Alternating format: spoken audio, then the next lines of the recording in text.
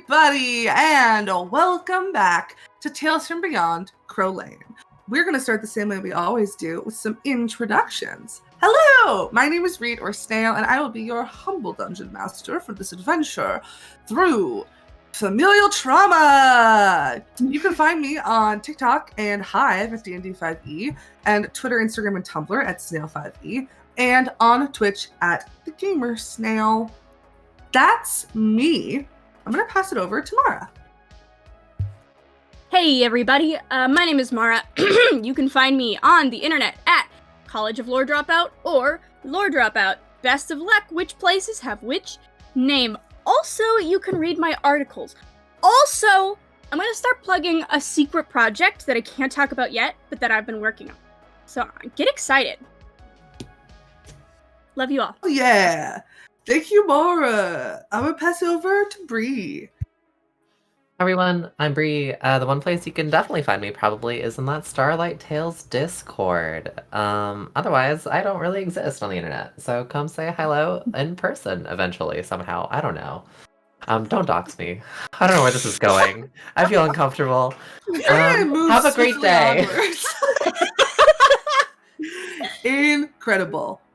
Diana. Hi, I'm Diana. You can find me most places at Sapphic Stregonona or just Sapphic Strega on the Blue Bird app, or just generally worried about the state of the union for my fantasy parents' marriage. It's been a long fucking weekend, and I think everybody needs couples therapy, but that's just me. Incredible. Thank you, Diana. Passing it over to Jess. Hi, folks. I'm Jess. You can find me on the internet at Seriously. Classic came back. You can also find me on my phone, on my wife's TikTok page, staring at the cosplay I just did of my D&D characters. If you see me looking down into my love at any point, that's what I'll be doing, just staring at my wife's face. You should go do that too. I give you permission. Go ahead. Thank you, Jess. The aforementioned wife, TT. Hi. Hi, I'm TT. You can find me at TT Brett on everything and on TikTok, cosplaying my wife's D&D character. Oh, that's it. That's it. Yeah, that's it. Thank you, TT. Last but certainly not least, James. Hi everybody, I'm James. You can find me on TikTok at NiceOneJames and on Twitter and Instagram at TTRPGay. You can also find me on TikTok staring at Jess's wife's face for cosplaying my fake husband. Seriously, you should go look at it. It's very good. Incredible. Thanks. Let's do some announcements. Hi. Introduce someone from off screen. Hello. Snails behind me. Announcements. You can join us this Wednesday for Tales from the Hearth Starfarer. I have it under good authority. It's going to be a great time. I'm going to be there. How exciting! I'm there. So you can join us for Magical Mystery Time on Wednesday at the normal time, 2:30 p.m. Eastern Standard Time. You can also join us most Saturdays for Tales from the Starlight Ocean and most Sundays for Tales from Beyond Crow Lane. That's today. That's the show you're watching. Hi. Happy to have you here. If you'd like to hang out with us in between our streams, you can certainly do that at many places on the internet, including TikTok and Twitter at StarlightTales_, including patreon.com/StarlightTales. It's a new month. I wonder what this month could be. It's Crow Lane month. It's Crow Lane month. It's Crow Lane month for real this time. So get excited about that. I'm going to spoil it for you, actually. Do it. Spoil everything. I can spoil it? Yeah. Okay. We've got a Crow Lane playlist. My playlist that I've been listening to while I've been prepping. We've got some Crow Lane writing. Yeah. Yeah, there's so much of it, yeah. Probably. We've got special character sheets. And for our $10 tier, we are doing a cast Q&A. As we finish kind of this first arc of our campaign, we decided that we would do a Q&A. So we're getting everybody together, all 7 of us, in one call to talk out of character for a bit about this campaign. So start thinking about questions, start thinking about things that you want to know. And if you want to make sure that you can be there, you can subscribe to our Patreon at the $10 tier or above. How fun was that? I got to spoil everything. Wow. Exciting. You can also hang out with us on Discord. That's free. You can come hang out with us and yell at us and ask questions there too. We'll probably answer them. I'm gonna be so real with you. Am I forgetting anything? Okay. Well, without further ado, let's pass it over to our intro.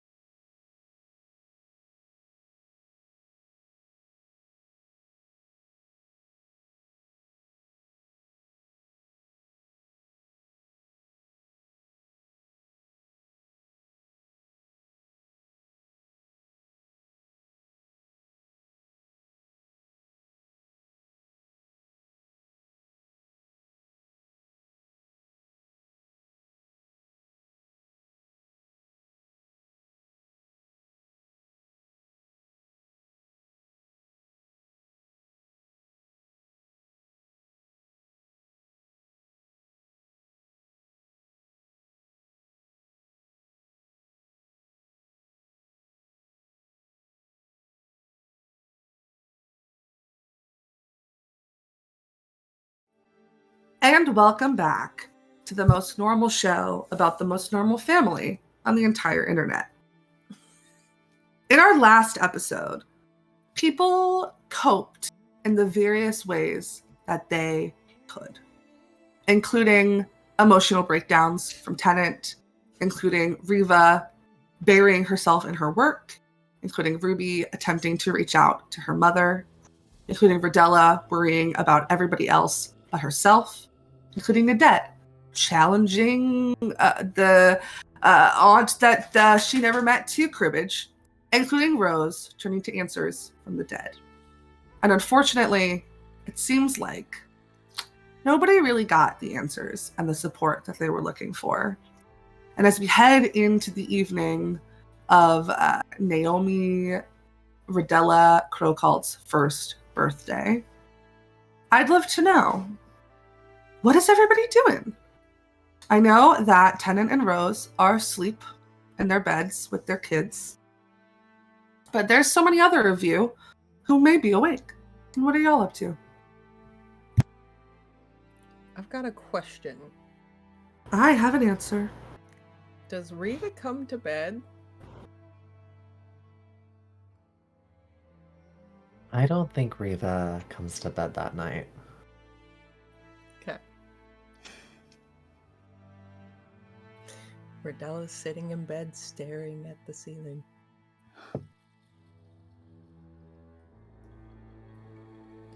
I'm hanging out with my girlfriend. Yeah, My house. let's pick up there. Before I get too sad about Rodella.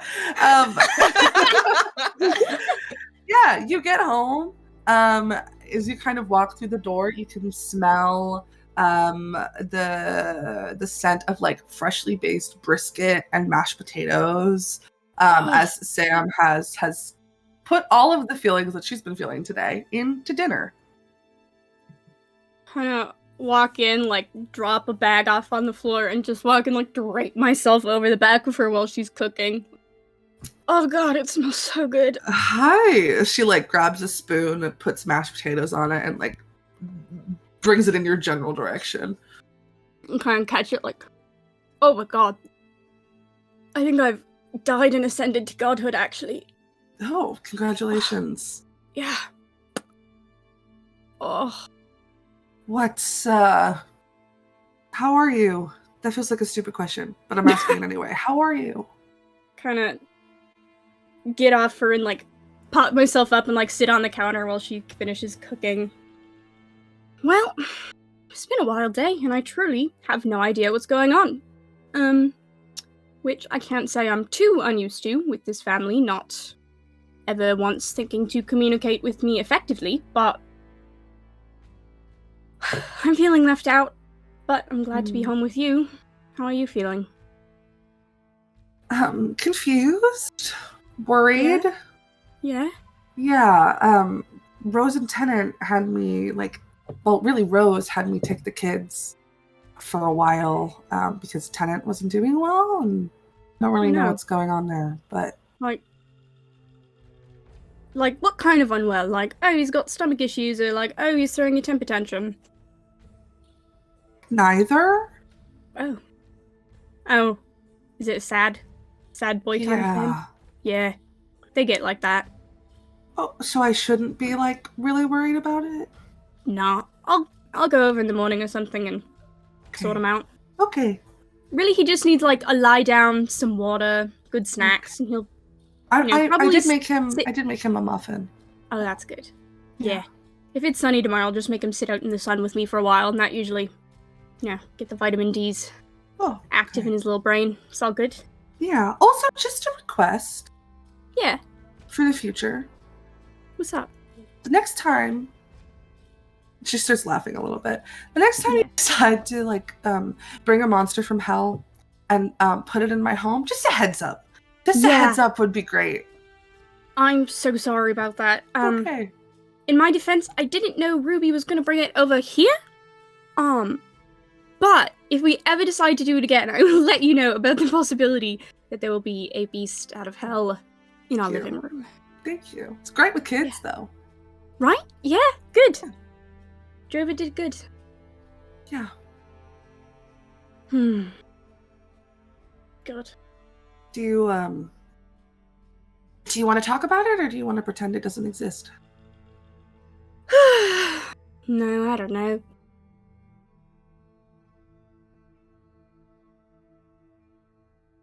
I think this family is just, gonna need a little bit of comic relief from me for a while. So that's what I'll give them. Oh no. Yeah, That's gonna be so hard for you. I know. However, me being goofy, Being never funny? once. Never once. Yeah, no. Mm-mm. I've never lightened the mood in my entire life. Mm. You're incapable of it. Yeah, real Debbie Downer. Mm. Okay. Um, Well, dinner's gonna be ready in a little bit. Yeah, perfect. I'm going to change out of my potty dress and be right down. Kind of hop off the counter, give my boyfriend a little smooch on the cheek. You having to watch the kids under hellhound for a little bit didn't, sway you away from kids in the future, right? Still good, even after all that chaos. I don't know. Yes. No, it didn't. Okay. Come on. Good. Well, I don't know. It's different in theory and then in practice. You got a little I bit of couldn't even practice. finish the joke. Oh, sorry. No, You go. fine. No. No. Like I We'll- couldn't no, we'll wind because it it back. was so silly. No, that wasn't to you. That was to me saying like, oh, I couldn't even finish the joke because it's so absurd. Oh. Do you want to do it though? I'll No. run it back. I'm okay. Okay. Okay. I love you. I love you. I'm making you breakfast in bed tomorrow morning. Don't forget, don't get out of bed. You will probably Okay. wake up earlier than me because of who you are as a person, so just kind of like hit me a few times, and then I'll get up and go make the breakfast. Okay. Yeah. All right. Okay. Alright. Go. Yeah, sorry, I was just looking at you. Alright. Oh, God, it smells so good in here. And I'm just gonna, like, walk out of the room. Cute. Go get in, like, pajamas, like, yoga pants, comfy clothes. Thank you. Eat The two of dinner you with can my have. girlfriend. Yeah, you can have a nice evening. We got two other folks. What are they up to? I think Ruby, after finishing kind of like packing and prepping all of her stuff for tomorrow, just takes her bow and goes down to the woods for some target practice. I think just like spends a good long while there, like a good long hour, just kind of like she has like a spot, she has a tree that I think there's like this X slashed into the bark and all of these little bits that have been chipped away because it's clearly been shot at a lot. And I think that just like every now and again in between shots or when she's going to collect arrows, she'll like kind of like stop and like turn like she's about to say something and like just is looking to the branches above her. but there's nothing there, and she just kind of rubs her shoulder where the tattoo is, and then will just say, all right, fuck it, come out of the woods and whistle for Crowley. Yeah. My boy. Crowley surely does take his own sweet time walking to you, but he gets there eventually. Oh my god. I love my bird. Such a fucked up little guy. He can fly, right? What's his situation? Oh, but he just likes to walk. It's just okay. That's fair. All right, whatever.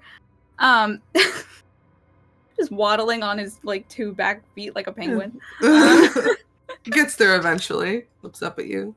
And will kind of like take a little scrap of paper and write a little message on it. Just like short, it's like 2 sentences. And then sort of put it in his beak and be like, all right, you know where to take that. Yeah. Thanks. Might be kind of late, but just if you can just stay with him until he sends you away. Yeah? Mm. Right. All right, off with you. Just walking away. God, why are you like this? And then we'll kind of just, I think, hang out here for a little bit more and then head up to bed because she sure does have a big day tomorrow. Okay. Riva. I think it's late at night after, I think, securing whatever it is that's wearing Lawrence's form, that folks hear the distinctive clatter of Riva's footsteps on the front landing. And I think what you'll hear is like Riva's footsteps, like approaching her office, the open of a door, and then the door shuts. And I think I'll walk in, turn on a lamp, set the crown on the desk, and start pulling some papers from the shelves.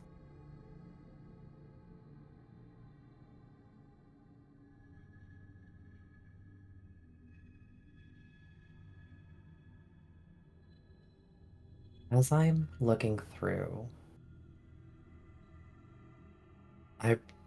what I want to find is any mention, any lore, any sort of notes I have from the first time we procured this crown. And I guess for my sake, I want to try to figure out exactly what was written in blood when it was first found. I'm going to flip through, I think, my journals. Sure. You can flip through your old mission reports and you can find the entry that you wrote after this mission. You describe a room that is full of treasure, full of gold, things glittering and sparkling. But that wasn't what caught your attention. The thing that caught your attention first was the dead body on the ground. The face, seemingly a fish's head. And this pedestal that has a glass box on top of it, this crown on it, and scrawled on the pedestal in blood, "Protect my God."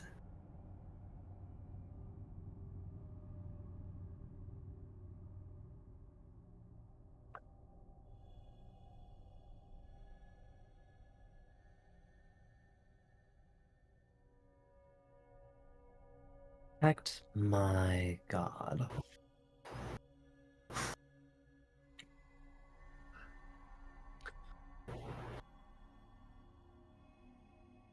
I tapped the gem on the crown.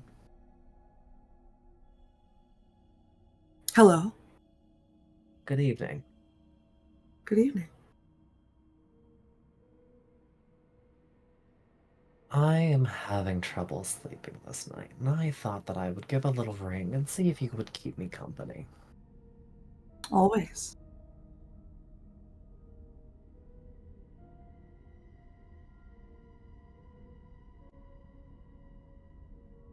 When you wake up, when I call you, Hmm. what do you see? Everything?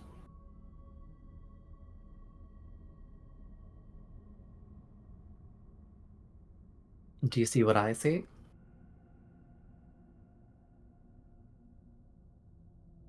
That depends, River Crowcolt. What do you see? I see something that unfortunately needs me.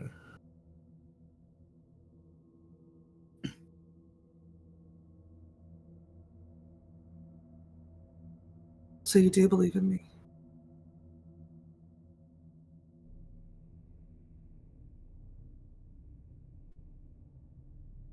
Is it silent before I call? Is it darkness?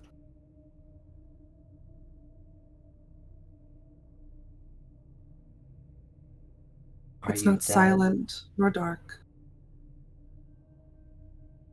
I'm alive. You know this. When I'm not here with you, I'm not non-existent.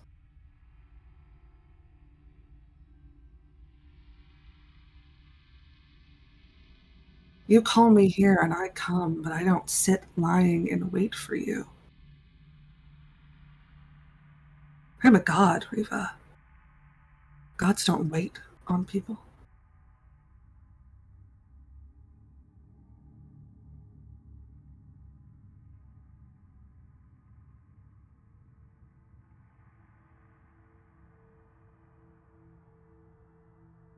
Why do you answer my call?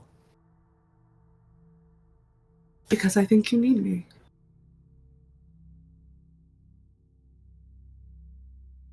And because nobody's called in such a long time, I might as well entertain it.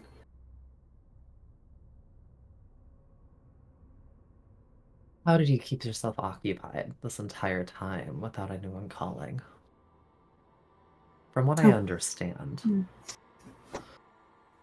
a lonely god, a god that no one calls, doesn't have much standing in this realm. I'm not lonely. And just because you're the only one calling me in this way doesn't mean people weren't calling. How do the others reach out to you? How do you deign grace your callers with your experience and your presence? Prayer, sacrifice, offerings.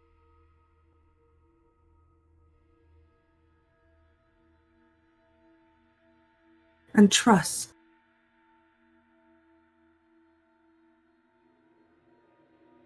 Greatest gift to give a god is belief.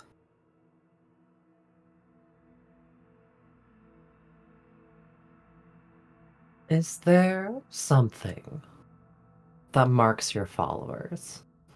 Anything that, say, on my journey, I would be able to find one of yours?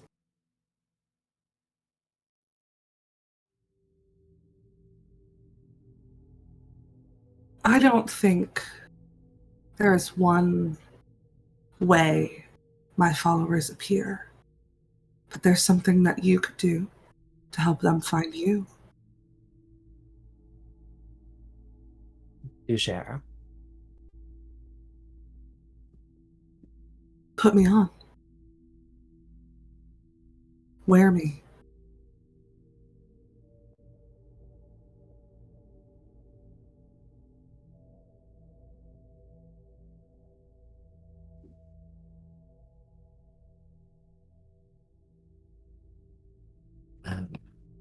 Give me a moment, because I feel like this is one of those times I should pull out a dice tray, no? Sure.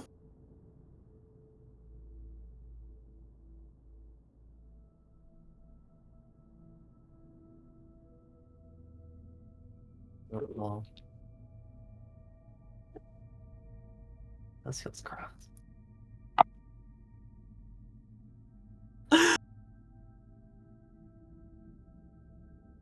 What happens when I put on the crown?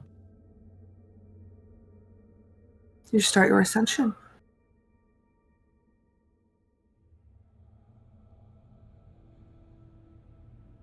I hold it in my hands.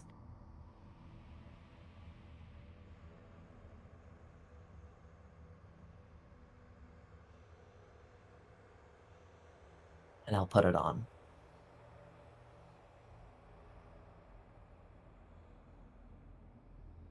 You place this crown on the top of your head, and it begins to morph and twist. Part of its spikes kind of twist its way around your horns, almost like it's getting comfortable. It's stretching its legs. It's figuring out how it belongs.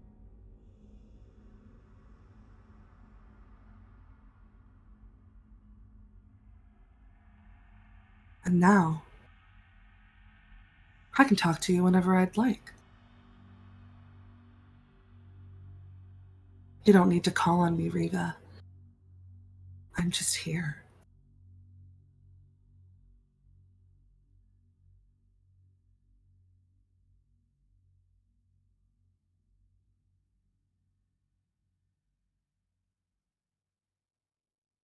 I have gifts for you.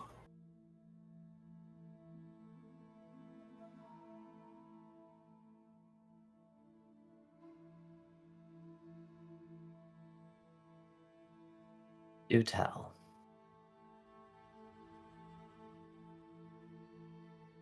We'll start with a bit of my power to show you I mean business. Riva, what's a piece of divinity that you want?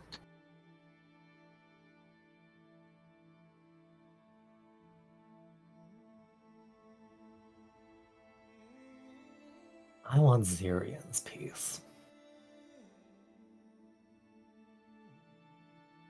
I haven't heard that name in a while. What are you doing with those gods? Let's just say I have a little grudge to settle.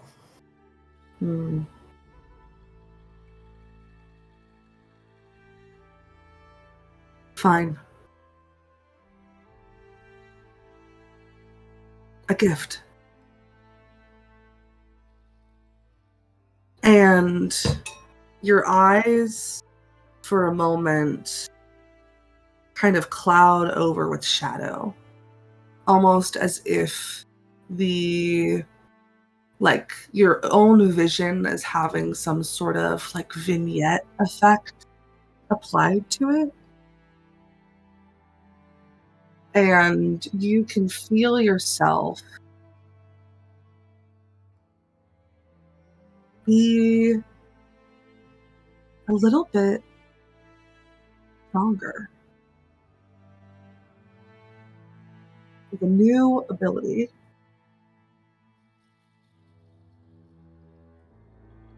And the first gift you receive from this crown is the 3rd level Phantom Rogue ability, Whispers of the Dead. When you choose this archetype at 3rd level, or when you receive this gift, echoes of those who have died cling to you.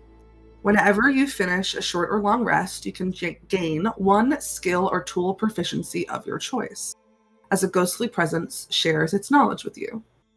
You lose this proficiency when you use this feature to choose a different proficiency that you lack. and I will DM this to you. Thank you.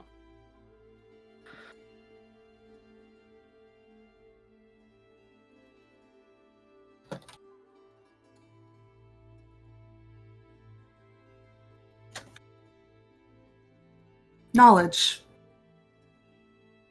from those who have passed on. That is one of Zyrion's gifts.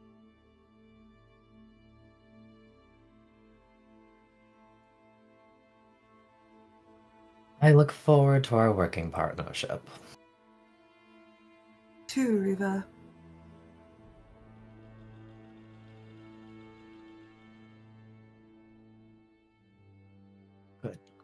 Good.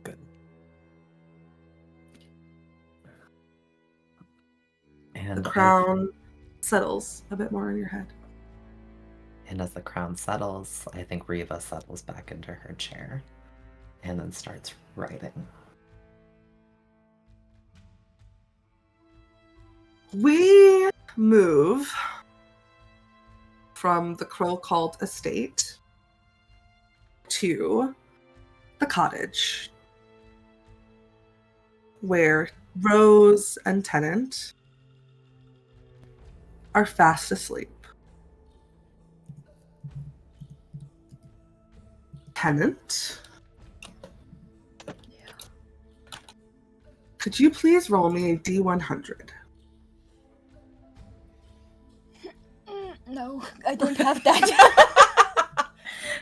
Someone roll. Hold on. Someone roll. No, I've got it. quick. No, Oh, you go. got it. You got it. Okay. Quack. Leave this boy alone. 87.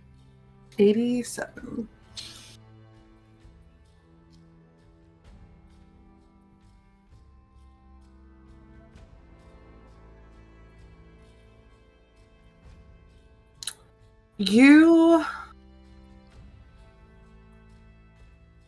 We know that Tennant is dreaming. But in this moment, for Tennant, it feels real. You wake up, your baby in your arms, Aspen curled up next to you, and you gently place the baby on the bed as you move over to the bathroom. You don't even bother turning the light on at first. You scramble in, pee, and then you walk over to the mirror to wash your hands. And you can feel this like pain in your mouth. And you go and you flick the light on. You look at your own reflection in the mirror. And against your better judgment, you feel yourself begin to smile.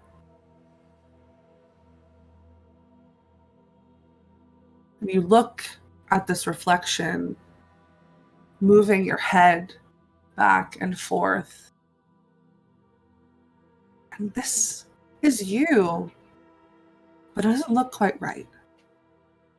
There's one too many teeth, an extra scar over the eyebrow.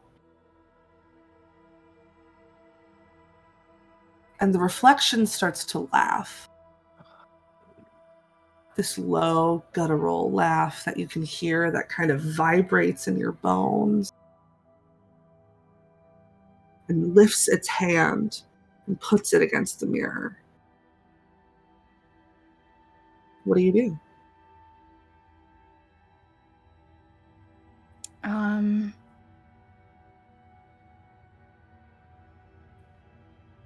So the reflection moves, but I don't. Mm-hmm.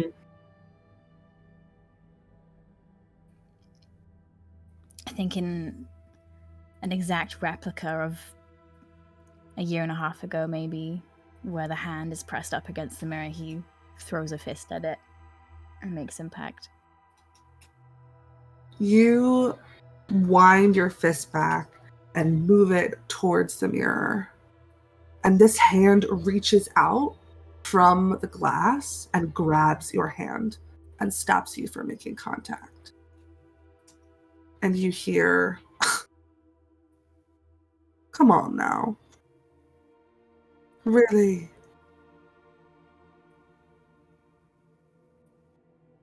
Does And the it sound grip like me? on your hand lightens. It sounds like you, but wrong. I mean, like, here's the thing, right? We have our own perception of how our own voices sound. That's not entirely correct. You know what your voice sounds like. And this is like if somebody was doing a poor imitation of you.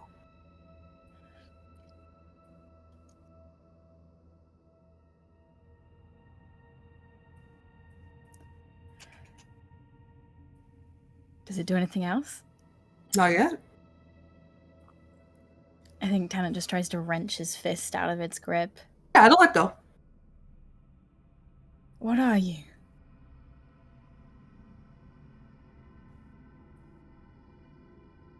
Any of us, really.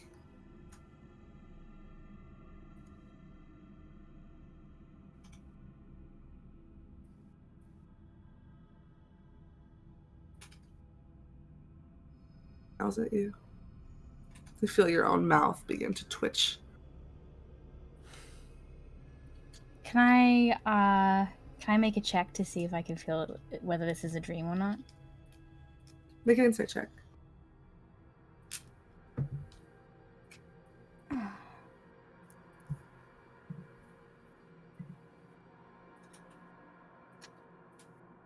Um, 13. It doesn't feel really real, but this also is like a surreal experience. Fucking reflections talking to you. Either you're dreaming or some weird magic shit's going on and you're not really sure which one.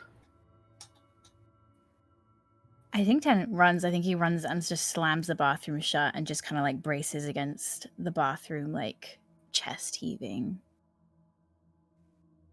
The doorknob to the bathroom starts to twist. Oh my god, this is so scary. Are you keeping it closed? Yeah, I'm gonna try and hold the. Starts to push against you. Go ahead and make me a strength check. Holy shit. Use the muscles you worked so hard for. I got a -1, babe. 14. 14. The door begins to push against your weight.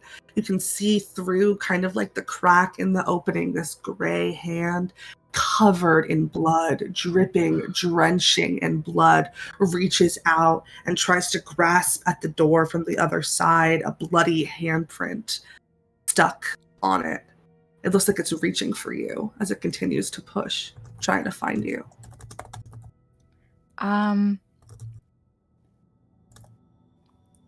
He doesn't have his weapon on him. Mm-mm. Yeah, I'm aware. I'm panicking. I'm trying to think what Tennant would do, but Jess, the human guy, I'm just going, ah! I think if he's not got his weapon on, he just throws the door open and like throws himself at whatever's behind it. You throw the door open and you toss yourself in the direction of the bathroom and you clatter to the floor. There's nothing there. And you kind of grab the edge of the sink and pull yourself up, and you notice there's blood on the sink from your hand. You look at yourself in the mirror. There's blood dripping from your forehead. Oh my god. And again, the reflection smiles. And you wake up with a start. Fuck, Reed. Oh my god.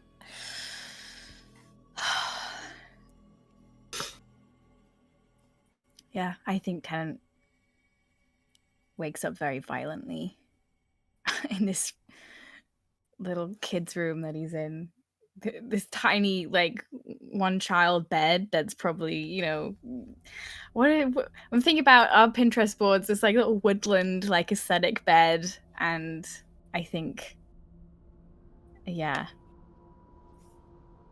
just arms immediately out, like grabbing for purchase onto anything. Rose, make me a perception check.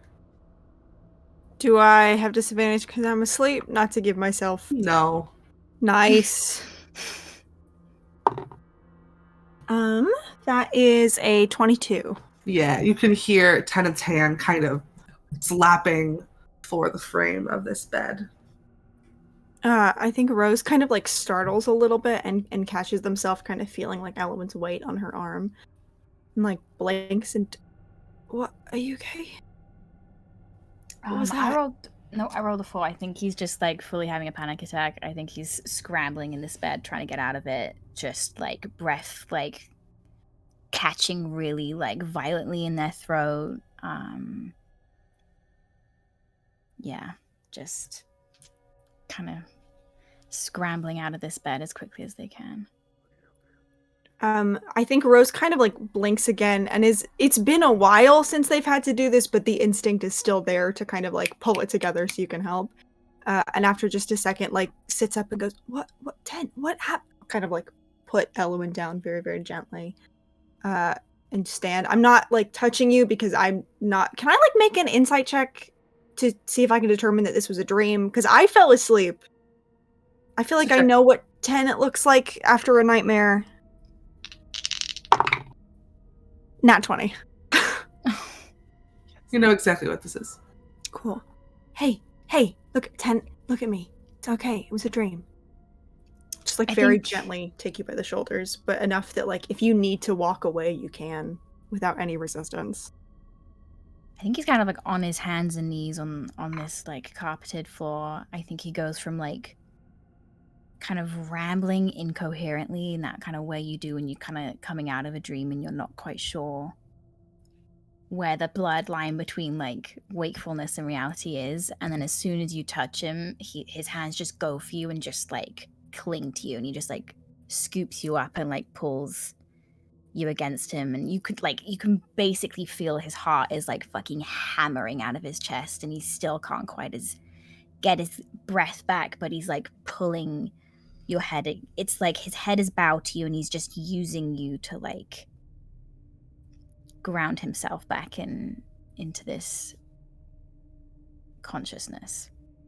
Yeah, I think Rose, like, still kind of half awake a little bit, like, kind of sleepy hands, like, running through your hair and, like, down your back and across your shoulders, and is just whispering, it's okay. It was just a dream. Whatever it was just a dream. And it's okay, and I'm here. It's alright. Try to breathe. I think I'm losing my mind.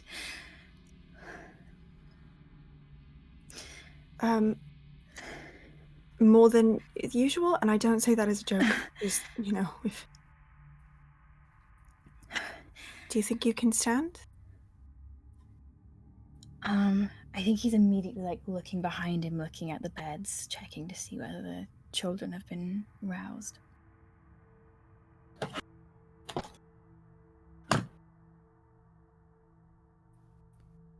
Elowen is kind of like blinking awake, but just Elowen.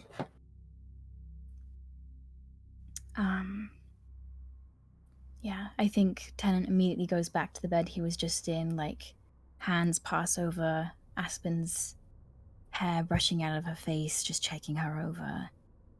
And then back to the other bed, kind of like staggering like between these two beds, hardly able to stand, but is just completely focused on these kids. Elowen's eyes kind of blink open. Hi.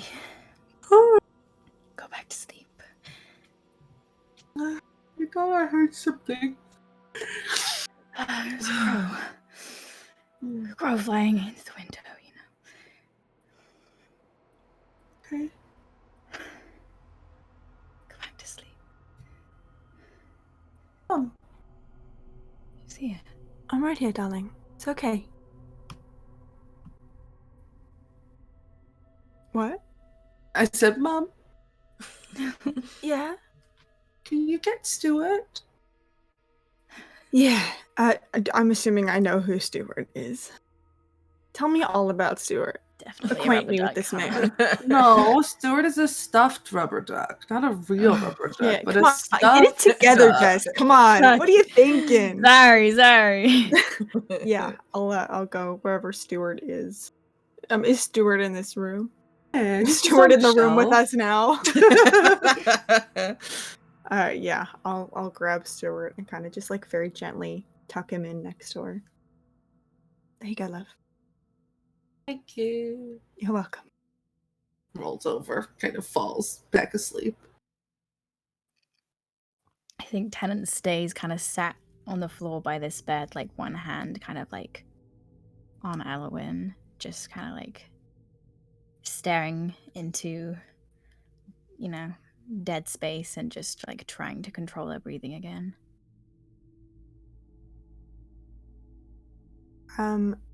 Quick question. Is Naomi in here? Cool. I'm gonna pick that kid up so that I can put her in a crib. Cause I don't know a lot about babies, but I don't think it's safe to just kind of leave a kid in here with a Yeah, toddler. no. Cool. So I'll just kind of like very gently pick her up and hold her. And then turn to Tennant and say, do you want to stay? Do you want to step out? Yeah, give me a minute. Okay. I'm just gonna put Naomi down, and then I'll be back. Where's this fucking dog? Curled up on the rug in the center of the room. Cool. Sleeping, honk shoo me me. Yeah. Would you like to wake your hellhound? No. Okay. There's the options there. Yeah, Kitty's asleep. In fact, Kitty's asleep and has the thorn like sleeping on top of her. Just like a pile. Love that. You're best friends. Before I leave the room, I'll kind of just like reach up and very like lightly just kind of like run the backs of my fingers across Tennant's temple and just like reach up and press a little kiss to his cheek, and then I'll go put Naomi in her crib and come back. Or when you go to put Naomi in your crib, you can hear kind of a rapping at the window. I think Rose, out of instinct, kind of jumps and like holds Naomi a little bit tighter. Can I look? I'm assuming I see the most fucked up bird in the world.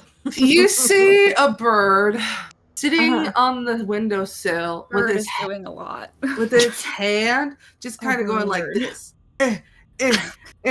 Yeah. Rose kind of like and I'll put Naomi down and kind of ease the window open and go, Crowley. Yes, darling. And just spits the piece of paper in your direction. Can I pick it up and look at it? Yeah, it's addressed to Tennant. That was a nat one. Yeah, I'd like to read it. That's fine. Diana. Yeah, it just says, "Woods if you want. Send him back, and I'll come to you." Okay. I think Rose kind of Signed, but, like, huh? I said it's not signed, but like, Yeah, I figure I figure there's exactly one person who sends the most fucked up bird in the world and says, "Hey, you want to go to the woods?" That's just a list that's one Tennant's person long. fucking bird, all right? That's his No, you're government right. assigned bird. So Mhm.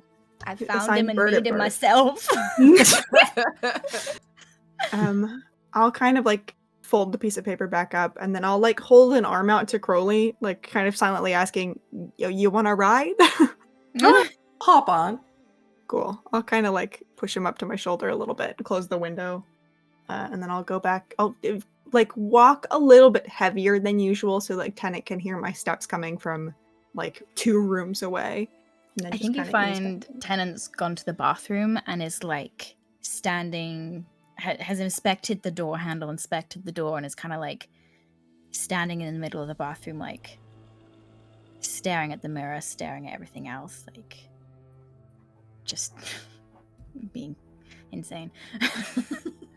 just kind of like take a step in and like look at you and like look very pointedly around the bathroom and look back at you. Are you okay? I think he like kind of goes from like staring into the sink, looks and catches your eye in the mirror, and is like, "Jeez," and, like turns around and is like, "It's my bird." No, what? I found him and I didn't know who he belonged to. Hold up this slip of paper. Just kind of holds out an arm. Looks at you, kind of gives you this look of like, you look like shit, and hops onto your arm. Right?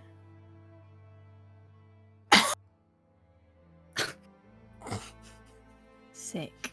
Okay. Sometimes coughing is the funniest thing you can do. No, you're so right.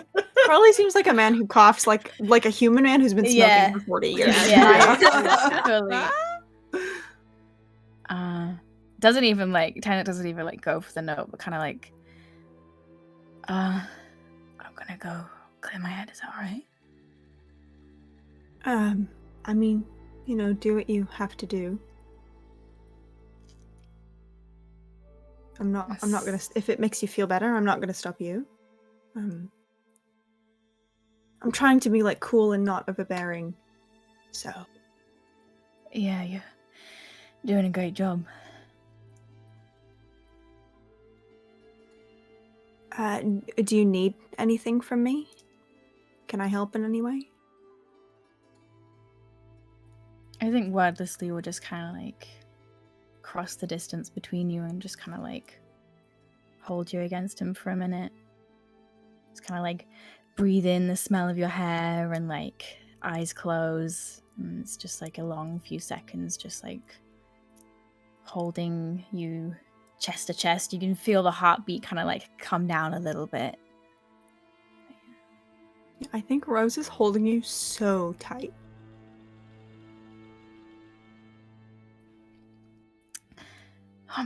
Okay, I'm just gonna return my bird. Okay. Okay. If you need anything, I got a good nap in, so I'll be up. Just let me know. Can I insight check Rose? Like, Sure. did she get a good nap? How's she feeling? 15? Hey, Snail. How long were we asleep? Did I get a good nap? What's the like? Yeah, I've lost track of 3.5, 4 hours. You're fine. Oh, so like half a long rest. Yeah. Sick. Well, I'm gonna roll. Let's see. How did Rose sleep? Not bad, all things considered. I mean, I think you see there's still like, kind of like woke up when she was really deep asleep still, and is still kind of trying to like shake that out of their brain. Yeah, it's fine. Worried. Kind of like swipe a thumb like kind of under your eye, like wipe some of the sleep away, and just like press a kiss over your eyelid. Yeah, I think more than anything, you feel the like worry and helplessness.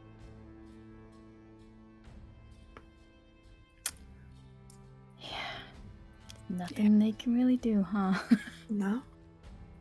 And then Tennant will go out the back door into the woods. Okay. Into the woods. Yeah, just like Yeah. that. Woods to find my sister who's shooting Uh-huh. at the tree. Hey, that wasn't bad. Yeah.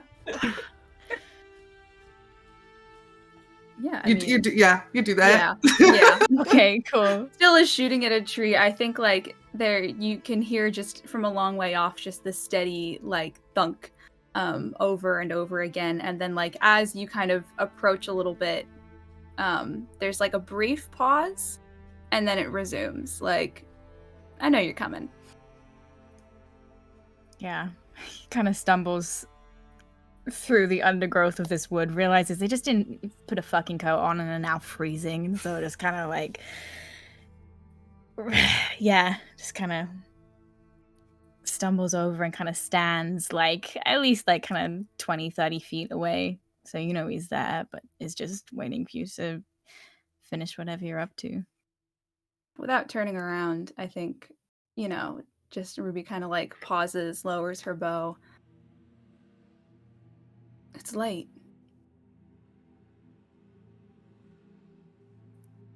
Yeah. You could have come in the morning. I'm not sleeping very good lately.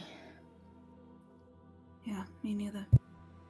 We'll kind of turn around.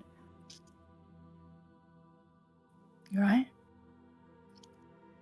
I'm fine. I was gonna ask you the Same. same thing. Yeah. Yeah, me too.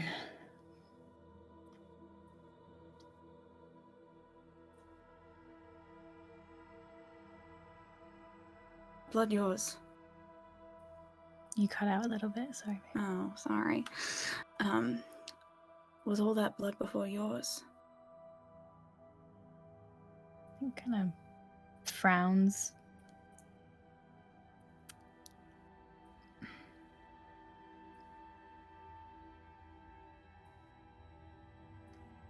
Turns away again for a minute.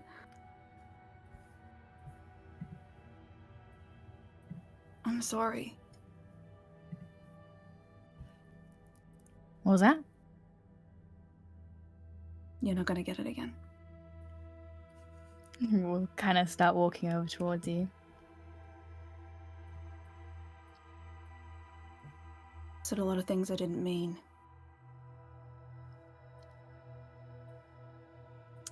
I know. Far back as I can remember, you have always been there for me when I needed you, and I wasn't there for you when you needed me, and I'm sorry.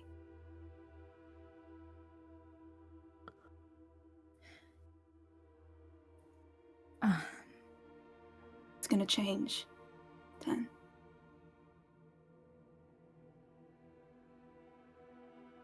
What are you talking about?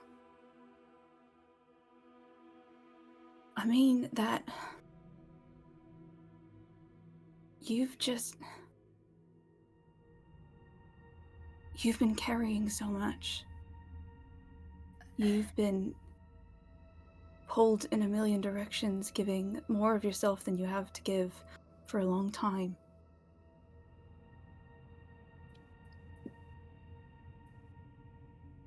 And it's my time to pick up the slack, all right? Ruby. What?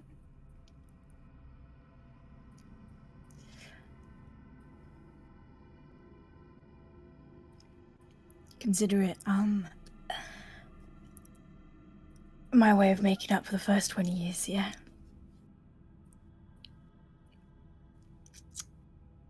20 years. Asshole. First 20 years where you raised me? Okay, fine. The part where I left. You don't. No, I know, Ruby, I know. No, you don't. That was...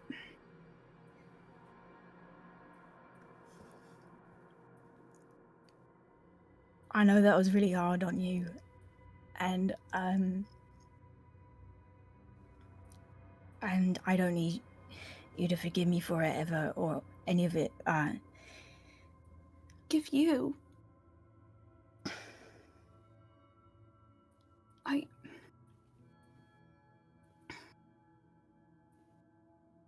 Yeah, I was pissed. Yeah, sometimes, yeah, I know. It's hard to tell, right? Sometimes I'm still pissed, but I don't know. I could have tried harder too. Try harder to what? All of that. I could have tried harder to stop you.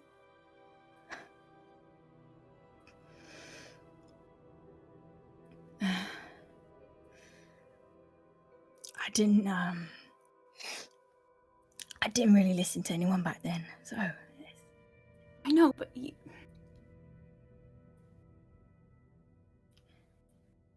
I don't want to... Sorry, I didn't... meant to be chickening on you, not making you feel worse. You're not. You never do. even when you're, shouting at me, gives me something to do. Yeah, because you have enough on your plate already. Oh, can you stop being nice to me? Making me feel really weird. Yeah, honestly, it's a little strange on my end, but I know I'm trying something new. It doesn't suit you. Thanks. Real supportive.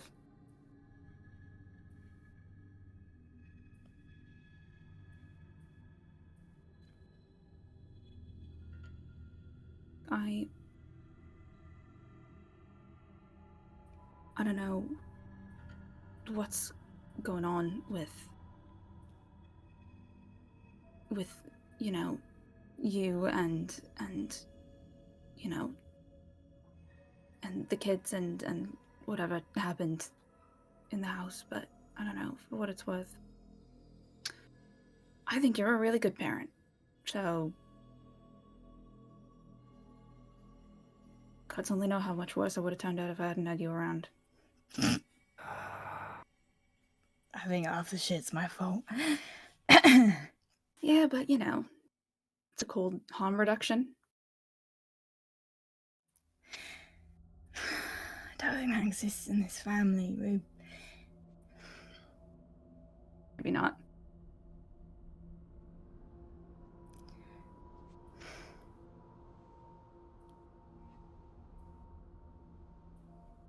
Just, I want you to, take some time. And I mean it. Alright. Rose doesn't get a monopoly on being worried about you. You worried about me now? Yeah, going on, 35 years now?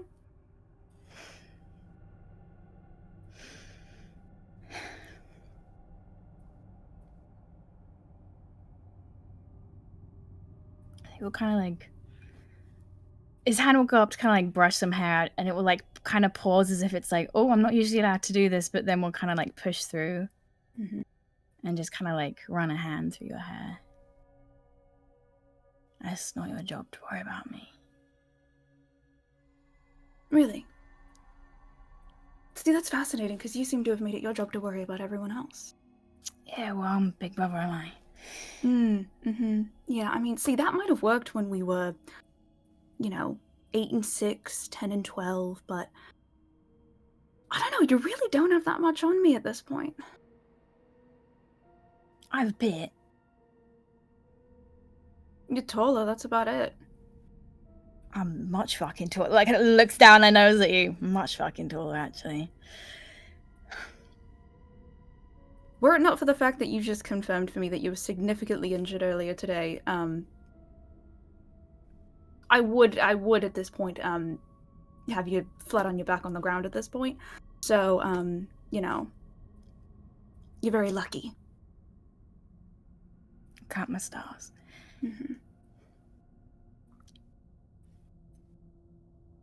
I'm serious. I know. Alright, you've got,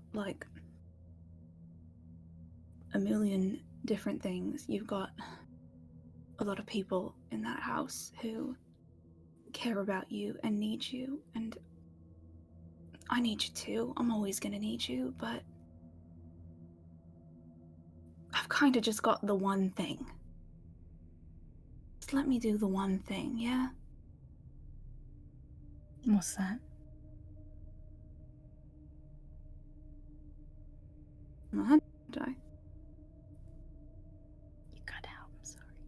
Said I'm a hunter, aren't I? But I said it in a British accent.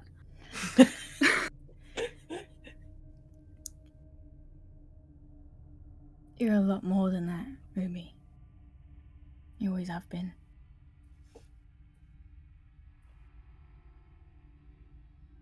Smile and nod, but there's a little bit of I don't really believe you in the eyes, but I'm just gonna smile and nod. I need you as much as you need me.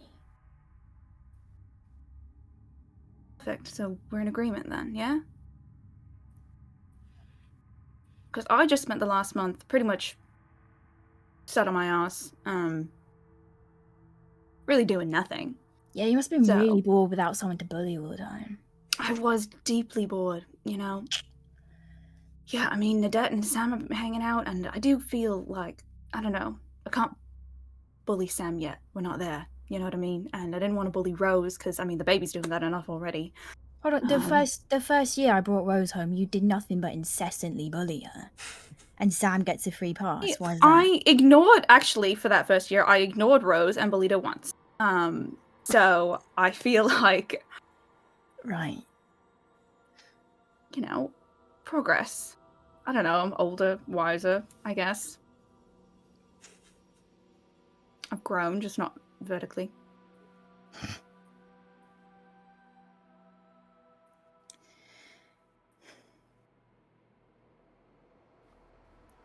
Come down for dinner tomorrow.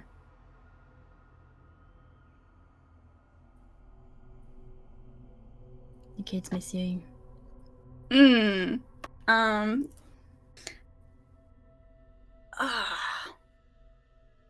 I miss them too, but we might have to have a rain check on dinner. Oh, what, you got I could better do one. plans? Yeah, actually I do. Insight check? Yeah, sure. Oh, 22. I'll just 7. Yeah, there's like Ruby is clearly like holding back, but I think more than holding back is like weighing how much she's gonna say in this moment. But like kind of wants to tell Tennant, like very clearly wants to talk about whatever this is, but is also like not in like a I don't want to tell him, but like I feel like I shouldn't.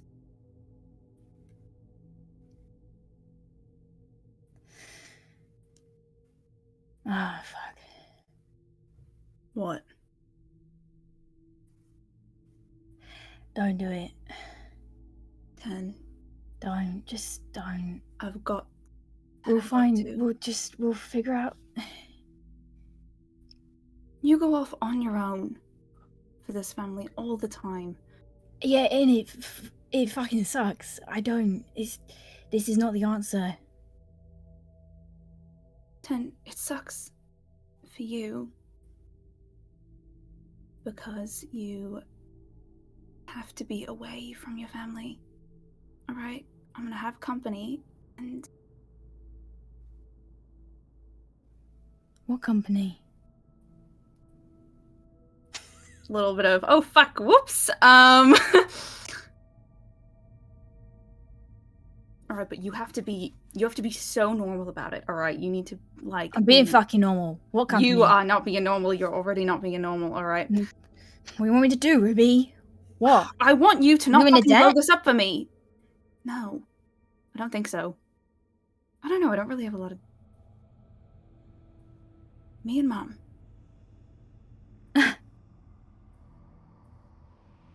What? Oh, you're being serious?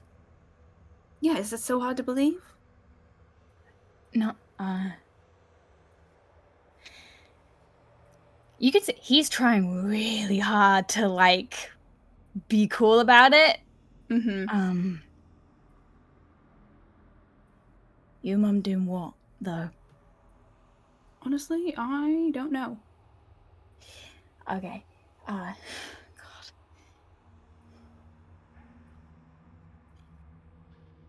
Do you want to go? And I mean, like, actually. Yeah. Then. Honestly, I want to do a lot more. I asked to do a lot more, and I was told no, so this is kind of a compromise.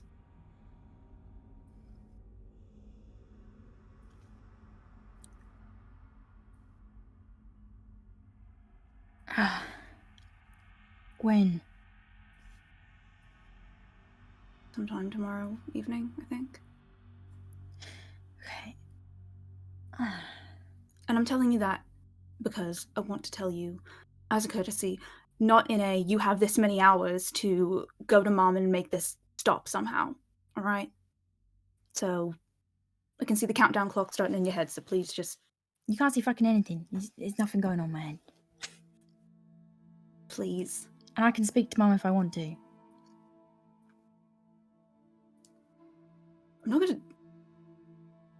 I can't stop you from talking to her, all right? But... And I can't stop you from going, Ruby, but there's a difference between, you know, reconnaissance missions and... This is different. Yeah, I know that, Ten. No, this Believe is... me, I'm well aware. He almost, like, looks around, like, kind of does a little glance around the woods as if someone, like, might be listening. This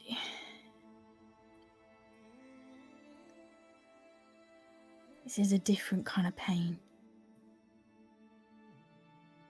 What's that supposed to mean? It means Mum doesn't do well with grief. The last time she started a war. Yeah, I remember.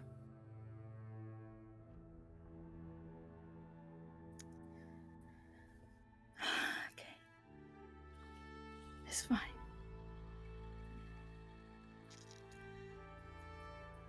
Listen. I mean, out of all of us, who else was it gonna be?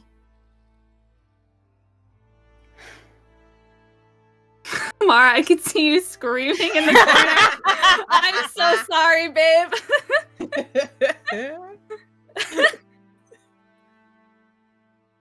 Seriously, you and Rose have the kids to look after, and Bradella needs to manage things here while Mom's gone, and Nadette and Sam are just trying to start something, going off all the time. I mean, sorry, Mara. That Ruby, can't be great. I asked Mum not to do it, not because I didn't want it, but no one should be doing this. This is not...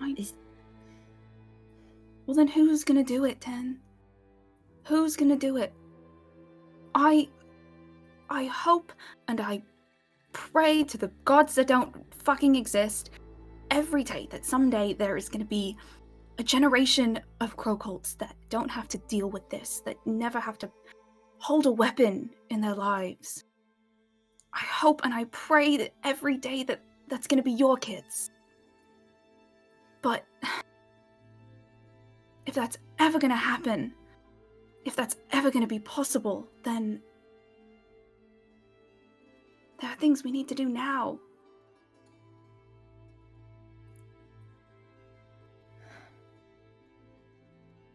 I don't mind being the one to get my hands dirty and make it happen.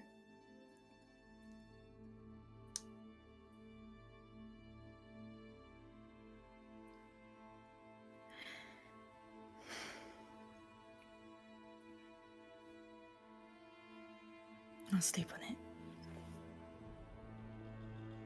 Don't say that like you have any right to make this decision for me, alright? I'm not making... I can't make decisions for you. I'm making decisions for me. You've been making decisions for me for a very long time, but saying that they're for you.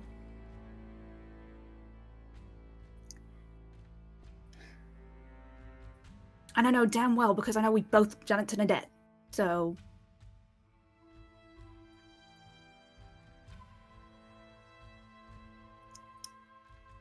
I don't trust Mum to look after you. I don't need her to look after me, then. If anything, I'm gonna be looking after her. That's what I'm worried about.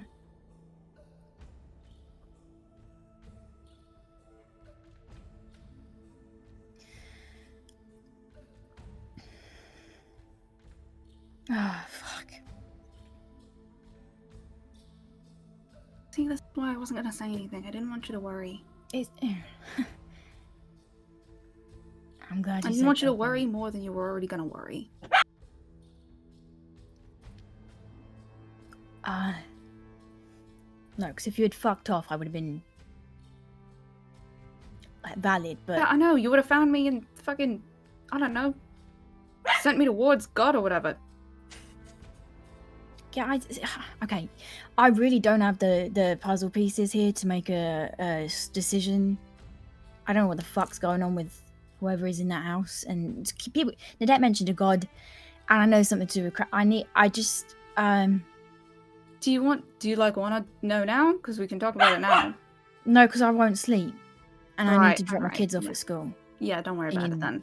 We'll kind in of 6 that hours. one. It's weird though. I don't know. I think that she's probably, I don't know, had a mind fucked up somehow. Yeah.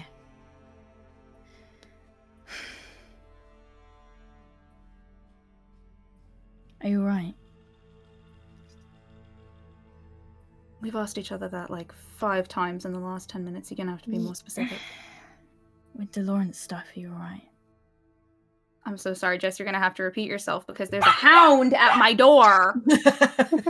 With the Lawrence stuff. Are you It is alright? exactly an hour and 20 minutes. I which called is what it. you I said. said it. What did I say? Wild.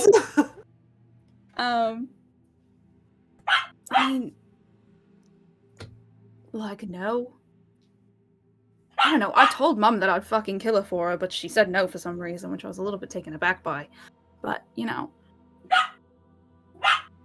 I mean, she's here, and clearly she knows something about that crown, which has some kind of connection to what happened last year, and... So it's... Okay, information. Well,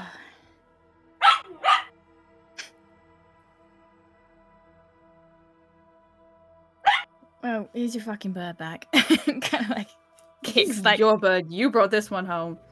All the other ones are my fault. This one's your fault. kind of looks at this absolute eldritch monstrosity. He's like, yeah. Curly looks back at you, eyes crossed. But you like her better, don't you, mate? Oh, yeah, maybe because I would have Yeah. named him something better than Crowley. It's a fucking good name, Ruby. It's a basic name. Come on. Like, I get it, you were fighting for your life, but you could have taken at least another minute to name him. Crowley, you got an issue with your name, babe? Looks over at Ruby. No complaints, see? And like kind of Even hops you. off your arm onto the ground. Okay. Look, I'll be here for a bit tomorrow morning until the evening, I think. So, Well, you better fucking be. I'll do my best. If something changes, I'd offer to send you a message, but, did you, lose another phone?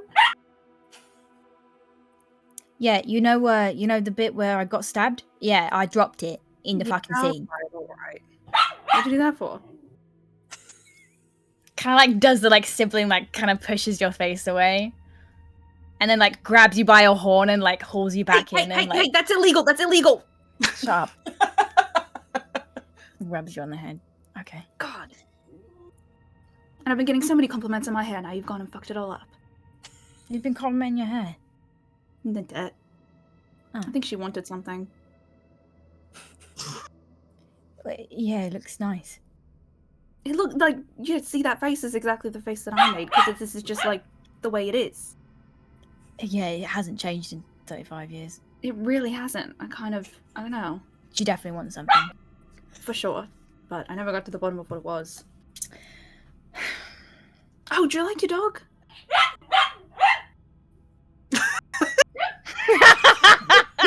Full shit-eating grin. He's a real sweetheart, isn't he? Fuck you. I mean, in my defense, I didn't know that you were going to come back stabbed and that a dead aunt was going to make an appearance at the party. It was supposed to be like a whole thing. Yeah, it wasn't on my bingo card either. Yeah. Go to bed, Ruby. Go to bed, Tenant.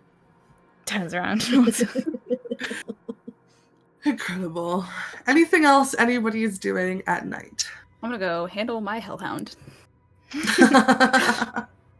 Spiraling. So, fun thing about elves, huh? They surely do only need 4 hours of sleep. So I've essentially had my long rest this evening, and it's what, 10 p.m.? Probably like midnight. Okay, cool. Still have a long morning ahead of me. That's fine. I think when Tennant left, Rose kind of like stood in the living room for like a couple minutes, just staring at the door. And then kind of like sighed a little bit, went and like got changed, put a robe on, and like got the notes on the magical research they've been doing for Reva kind of like spread out in front of her. And then did that thing where like you're looking at it and you're like, I'm working, but instead of working, you're just thinking about everything except the work that you're doing. And I think that train of thought kind of like ends up leading to like, you know, Tennant coming home covered in blood and having just been like almost murdered. And the fact that like Tennant had a nightmare for the first time, they've probably just achieved like a fucking balance again after the last year. And now it's starting up again and just starts like playing through the conversation she had with Reva where she said, I need this to stop. And Reva said, we'll talk about it. And then nothing changed. And I think as Rose in this like still kind of half awake state thinks about this and thinks about this and thinks about this, she doesn't really realize what they've done until she kind of like throws a pen down and runs a hand through her hair, and the hair that flicks in front of her face is wheat blonde. And then goes, oh no. Oh god, okay, yep. And just like thinks really hard and tries to get it back in spring, and there's like a hint of green, and then it washes away again. And then just kind of sits there staring at these magical notes in summer with blonde hair and spring flowers. And spirals until Tennant comes back. I don't know how long that is. If I have time, I'll actually try to work on this magic stuff, but if not, then I'll leave it for the middle of the night. Yeah, probably 20 lasted like, yeah. Yeah, 20 minutes, 30 minutes, yeah. Cool. Yeah. I think that it comes back in and just like freezes and like their shoulders kind of like slump. It's not you.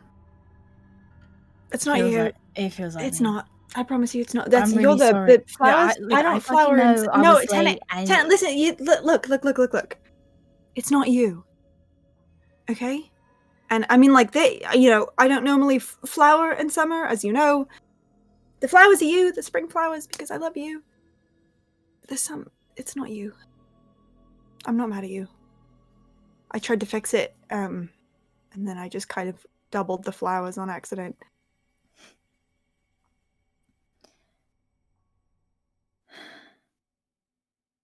Sorry.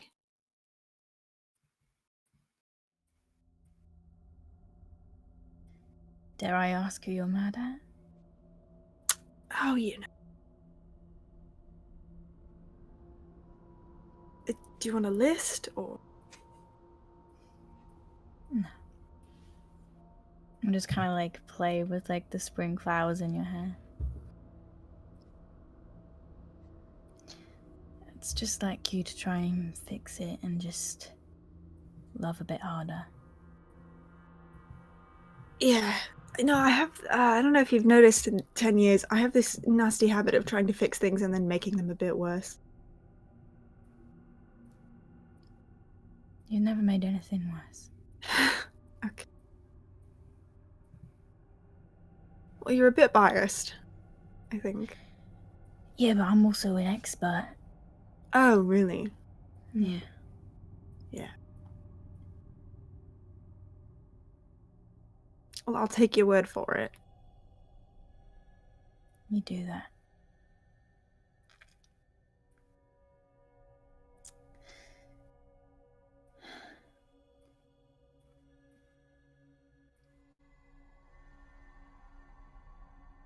I mean, it's getting late. You should probably sleep if you can. I think I got all my sleeping done, which means I will be spending the next 9 hours driving myself absolutely insane.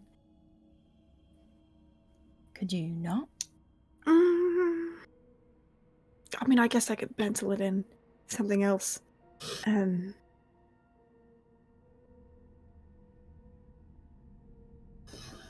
Pencil it in for another night. Come to bed with me. Okay. Yeah. Kind of like slams the notebook shut again very resolutely and all. go sit in bed staring at the ceiling for the next 8 Wow. hours. Very poetic, similar to Rodella. God. God. Every time! I need to know, Bree, are you sleeping? Not sleeping. Nah, babe. god dang it. You don't take a level of exhaustion. Fucking fantastic. That's worse. That's worse to me. Like,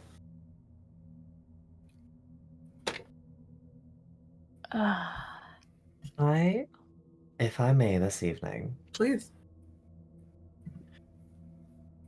would like to write a series of letters. And I think I want them. Some of them I'm going to set aside. But more importantly, I would like to have them sent out to several, I think, Crowcolt associates through the entire. To the extent of our reach. And I want to make it very clear, sort of, in a not too obvious way, like what that I'll be off Terithium. Sort of hidden in sort of notes about business and, just status updates and inventory and status of, different types of projects. I would like to leave a trail of breadcrumbs.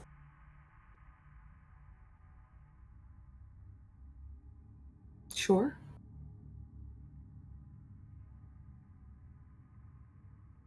Anything else anybody is doing in the evening?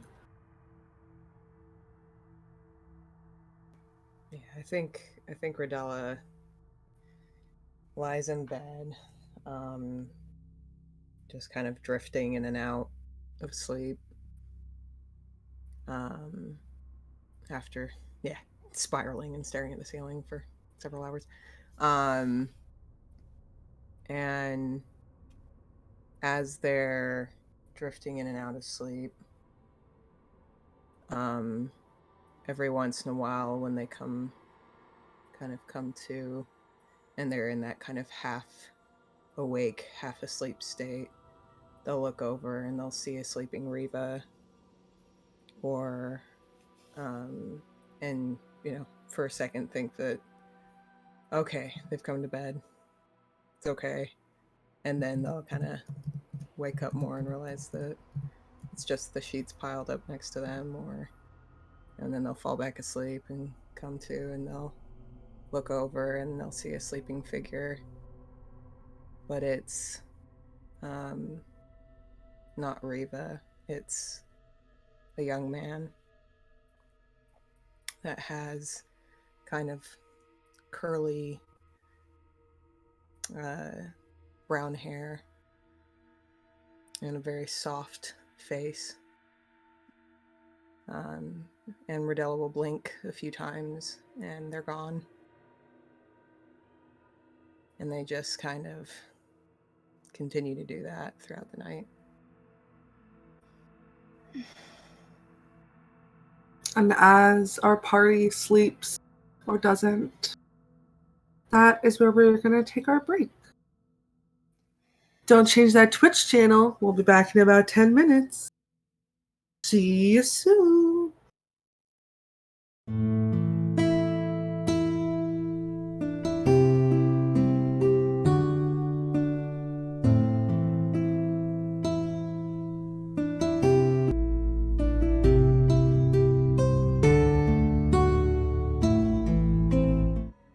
Welcome back from break. I hope you got to do all your break things.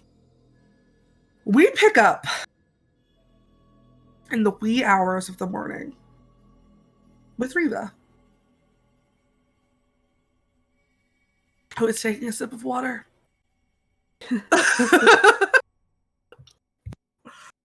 Riva, the sun begins to shine in through your office window. It's the morning.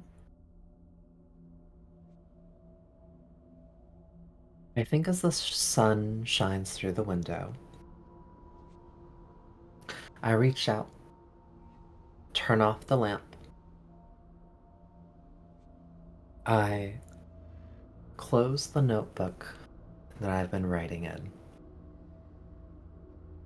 Close its sort of cloth-bound cover and set it on top of my desk. And I put my pen over the top of the cover. I think in the corner in the office, as I think a very neat and compact, like to-go bag. Riva takes the bag, takes sort of her high-collared, sort of captain's cloak, captain's coat, puts it on. And then she looks at the horns that are mounted on the door. She takes a moment. She tears them off and puts them in her pocket. And with those bloody horns in her pocket, bag on a shoulder, coat, and I think she pauses for a moment, looks into one of the shelves, and then walks on over, opens it up, and pulls out a dusty old captain's hat. She puts it on, and I think in that morning sunlight, with little motes of dust sort of like dancing in the air, there's sort of an ominous cadence as she walks out of the home. Where are you heading? I head towards the docks, Sure. and I think I could give Clive just to send a short message and just say, like, is the ship ready? You get back. Oh, this is your ship. Who else would it be for? Oh, I don't know. Thought we might have a extra visitor.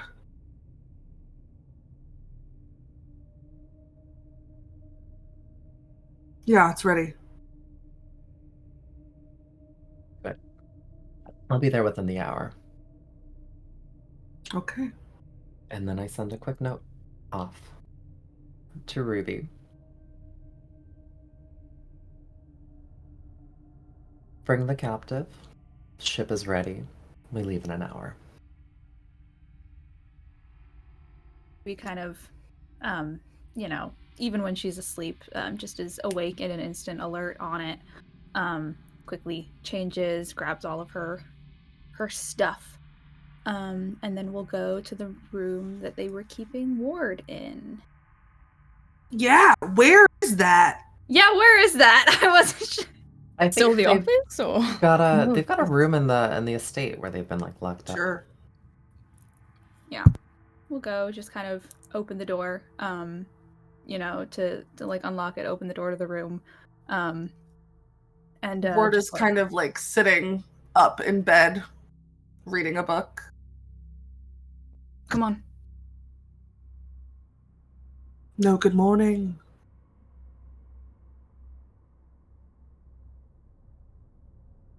It was a joke. It was a joke. Okay, yeah. Nope. Kind of goes and puts together the things that she has with her, which is not much, and kind of slings it in a bag across her shoulder. Lead her out of the room and down. Where are we going? Don't worry about it. That's not an answer to the question. It's the only one you're gonna get. I thought we weren't leaving until tonight. Are we leaving? Yes. Why early? And is there breakfast wherever we're going? Kind of rolls her eyes. If you're gonna keep me captive, you have to keep me fed. Fine. We'll kind of lead her down to the kitchen very quickly, just to like grab like some fruit and like bread or something. But we're eating as we walk. Yeah, I can multitask. Fantastic. Grab a piece of bread. Lead the way. We'll lead them down to the docks.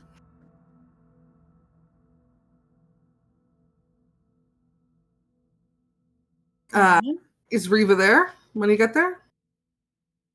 Okay. Reva's You there. see parked at the docks this like classic looking pirate ship where the mast looks like the head of a bird and the back looks like tail feathers. It's made of this like really, really pretty dark, almost black wood. As we were walking towards the docks, I would have taken out my little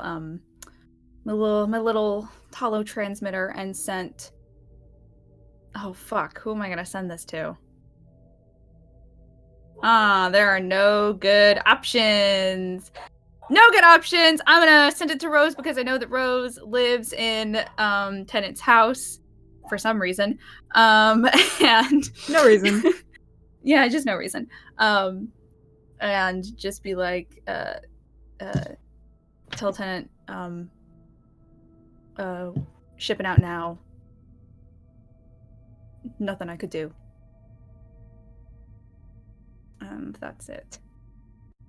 Can I make some kind of luck check? Because, like, the thing is, I surely am a parent.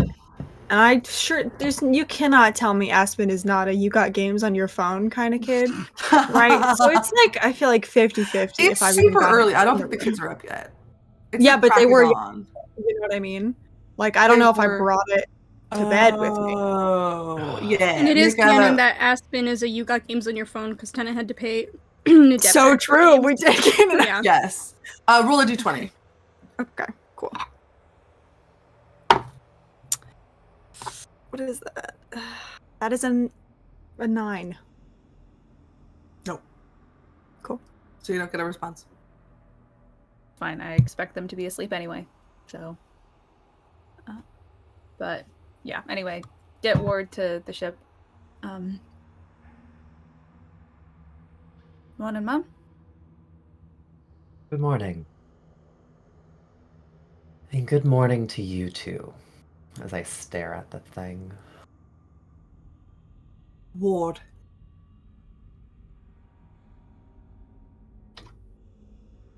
My name's Ward.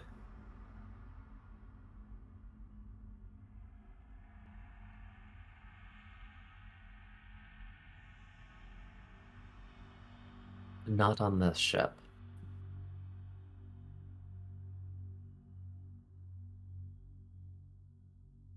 Come up with a name, something to call yourself. Something that I can call you. Ward.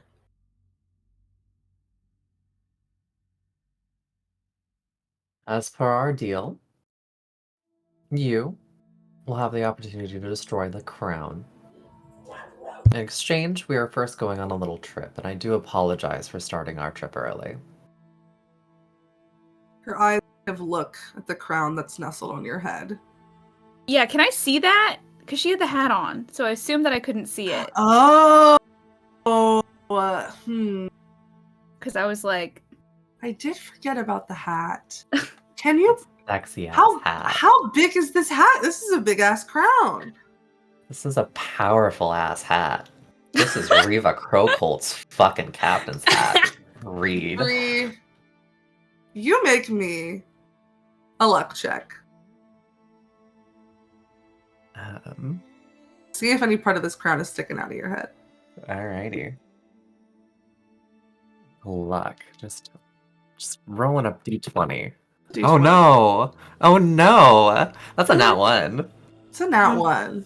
So I think it is very very purposefully peeking out, taunting. I think Ruby's, who's been like kind of very like arms crossed, is being very cool but putting on a bit of a show for Ward about, you know, being this unfeeling bitch. It's really hard for her. Like her eyes kind of like catch on the crown for just a split second, and there's just a little wrinkle in her eyebrow before she kind of straightens back up again. Have you both taken care of all the business that you have here? I have one business here, and this is it. Great. Then I think we're all ready to get moving.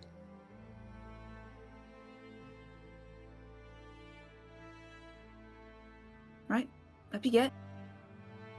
I'm not a dog. Starts walking in the direction of the boat. Under her breath, could have fooled me.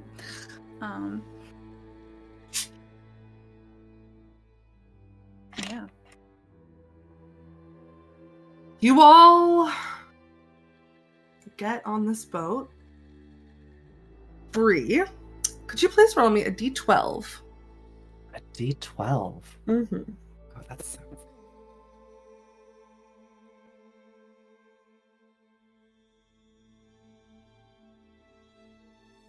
That's an 8. A lucky number. You begin the process of getting ready to captain this ship. Cord linking is something that you haven't done in quite a long time. But as you are stealing yourself, I'm going to explain to everybody how ship travel works in our universe. So, when you enter the astral sea through a silver pool, you have this silver cord that comes from a part of your body. It's different for everybody. For some people, their head, their heart, their shoulder, their leg, wherever. And the ship also has this silver cord that comes out from the front of it. The process of cord linking is when these two silver cords are twisted together, and that allows the captain to steer the ship telepathically with their mind. This has to be done in the astral sea, and then you can exit the astral sea and go back into the void in order to go from planet to planet. You really only use the astral sea to travel from system to system. The void is just kind of this like endless nothingness. Is where you will be spending most of your time to travel on this trip. However, your journey starts in the astral sea with this cord linking process. And so you can kind of gently nudge the ship along in the direction of a silver pool. You all can see through this like giant, almost mirror sitting in front of you, this reflection that ripples, and you can see grays and dull iridescence through it. And yeah, Riva, you can start to will the ship in that direction. You hear in your mind, Riva, the voice of the ship. Oh, you're new. Now, to whom do I owe this pleasure? You can call me whatever you'd like.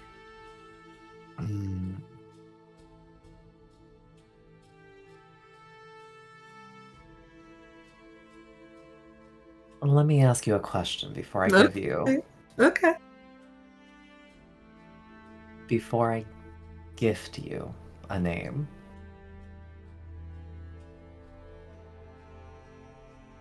Dear ship, what do you dream of?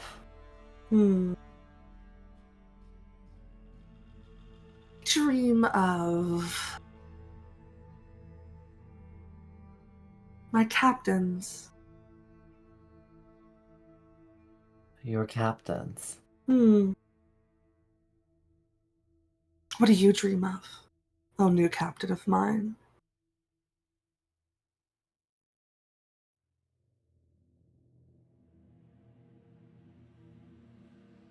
At the end of the day,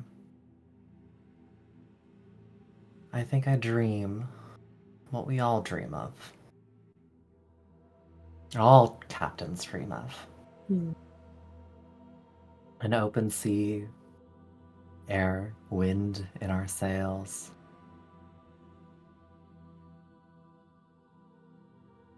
The scent of blood smoke and fire, gracing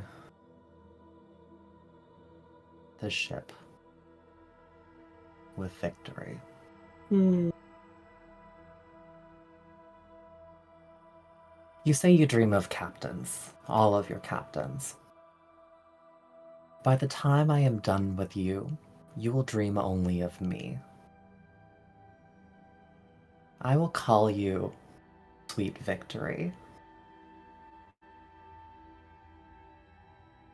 You can feel this fire from the ship as it seems to settle into this new identity. And what can I call you, Captain?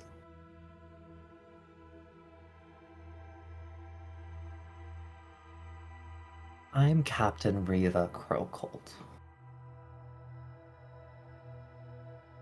I am the scourge of the seas. I am that which haunts every dream. I am the nightmare on sail. I am death on wings.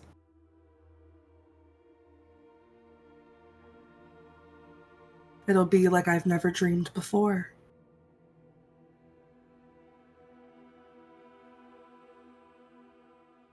I look forward to sailing with you. And as you make your way into the astral sea, where does Riva's silver cord come from? I think Riva's silver cord comes from her right hand, her writing hand. And it comes from, I think, that point where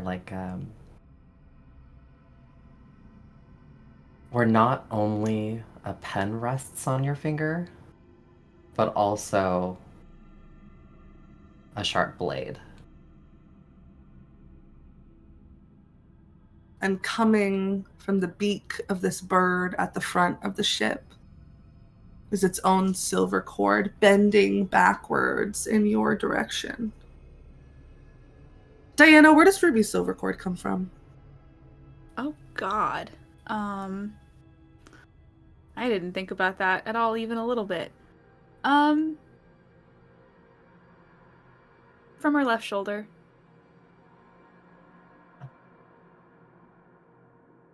And Ward's comes from her heart. The silver cord of the ship bending backwards and arching towards you, kind of the end of it twitching and wriggling with life. Riva, again, you hear in your head, may I?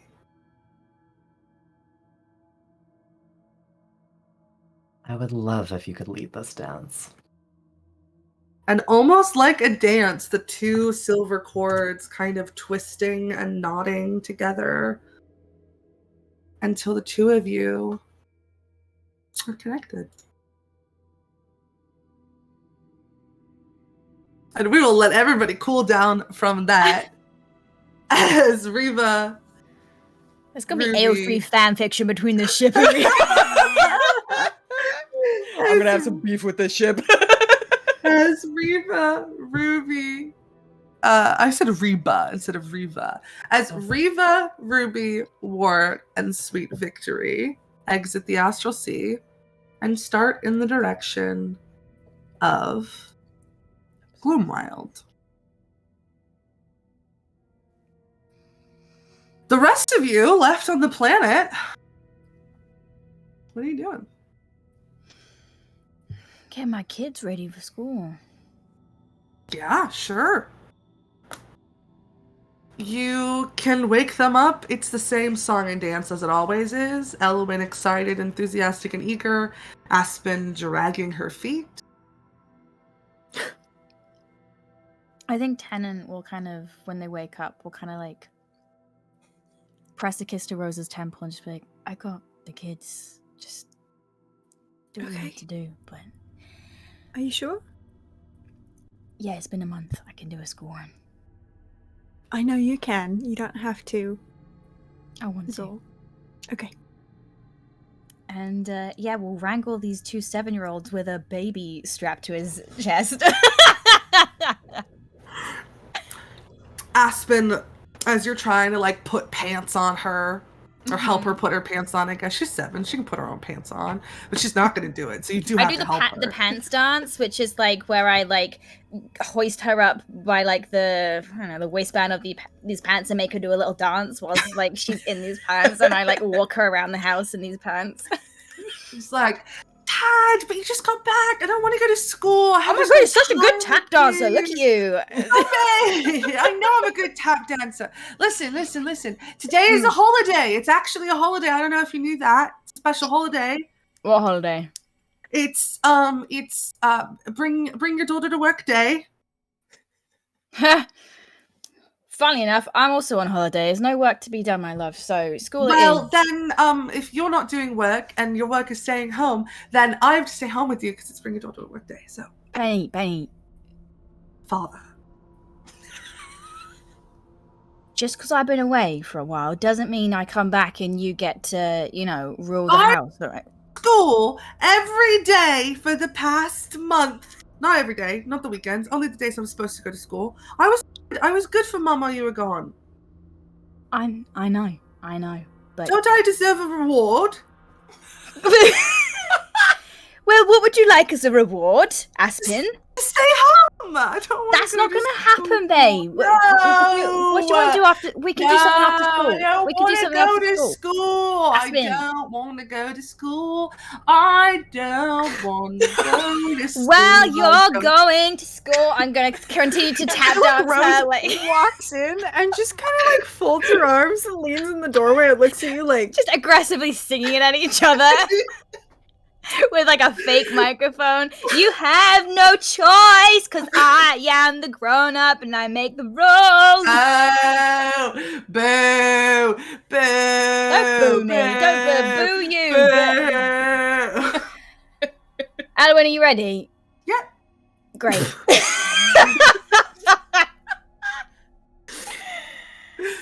And I think we'll kind of like kick the front door open. No, Aspen's just taking her pants off. You can't make me go to school if I don't have pants on. You can't make me go But to school. you will if I go to don't school have with no pants on. on. That's up to you. If you You're gonna traumatize my entire 2nd grade class. No, you're gonna traumatize the entire No, second you grade are. class. You're the one making me go to school without pants on. Just throws her pants across the room. Aspen, you'll go to school without any fucking feet in a minute. I'll chop them off. Mom, Dad said the fuck word. okay, all right. Wow. I just kind of look at Elowen, I think, which is like, Elowen looks back at you with the look of like, how did we do this for a month? I could not tell you, brother. She's got her backpack. She's like holding on to it. She's got a rubber ducky on her shoulder.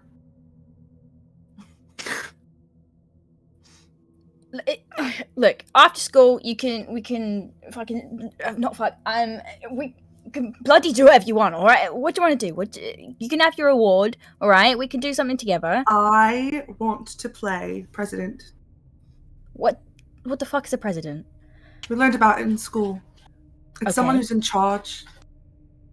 Right. I want to be in charge of everything we do for the rest of the day. If you go to school and if you do your work and you put your pants on, we can play president when you get home. Okay, but you have to do everything I say. When we fine. get home. Okay, fine. Okay. Start dragging her feet over to her pants. Come over here. Come over here. I'm getting my pants. Pinky swear. Thank you. It's a binding agreement. I know. Holds up in a court of law. Just walking over to her pants, puts them back on. We're gonna be late now. Okay. Just like smiles Oh my at God. Rose. Element looks at you. We're gonna be late, Mom. Oh, Mom, we're gonna be late. Smooth her hair back. No, you're not going to be late. You're not going to be late because you can't be late because why would they start if you're not there? Exactly. School doesn't That's actually start important. until everyone's there. So Okay. We can't be late, Aspen. We can't be late. Aspen I just puts her kind of- pants on. Kneel down and I start like pressing little kisses on her cheeks and on her forehead and just kind of like wiggling her around a little bit to try and like snap her out of it a little. And then I pull back. Hey, you're gonna have a good day. You're not gonna be late. You're gonna be fine. Okay? Have I ever lied to you? Would I ever lie to you? That's the part where you're supposed to say no. Do you think I've lied to you? I don't know. Maybe. How would I know? Sometimes parents have to lie to kids. That's okay. Okay, God, I'm not lying to you right now. Okay. You're gonna have a good day. You're gonna go and you're gonna be so smart. You're gonna use that big brain and you're gonna get all the questions right. And even if you don't, that's okay because. My teacher told me I had to stop raising my hand because I was raising my hand for every question and then answering all of them, and then no one else could answer. you tell her to fuck off. You raise your hand as much as you like. Don't literally tell her to fuck off. Don't do that. I'm not allowed to use that word. Yeah. Yeah, that's probably fair. That's because what word? Fuck. Oi, pants on. Ugh, fine. Excuse me. Tanner's gonna like kneel down behind Elwyn and kind of like whisper in her ear, "Can I pick you up?"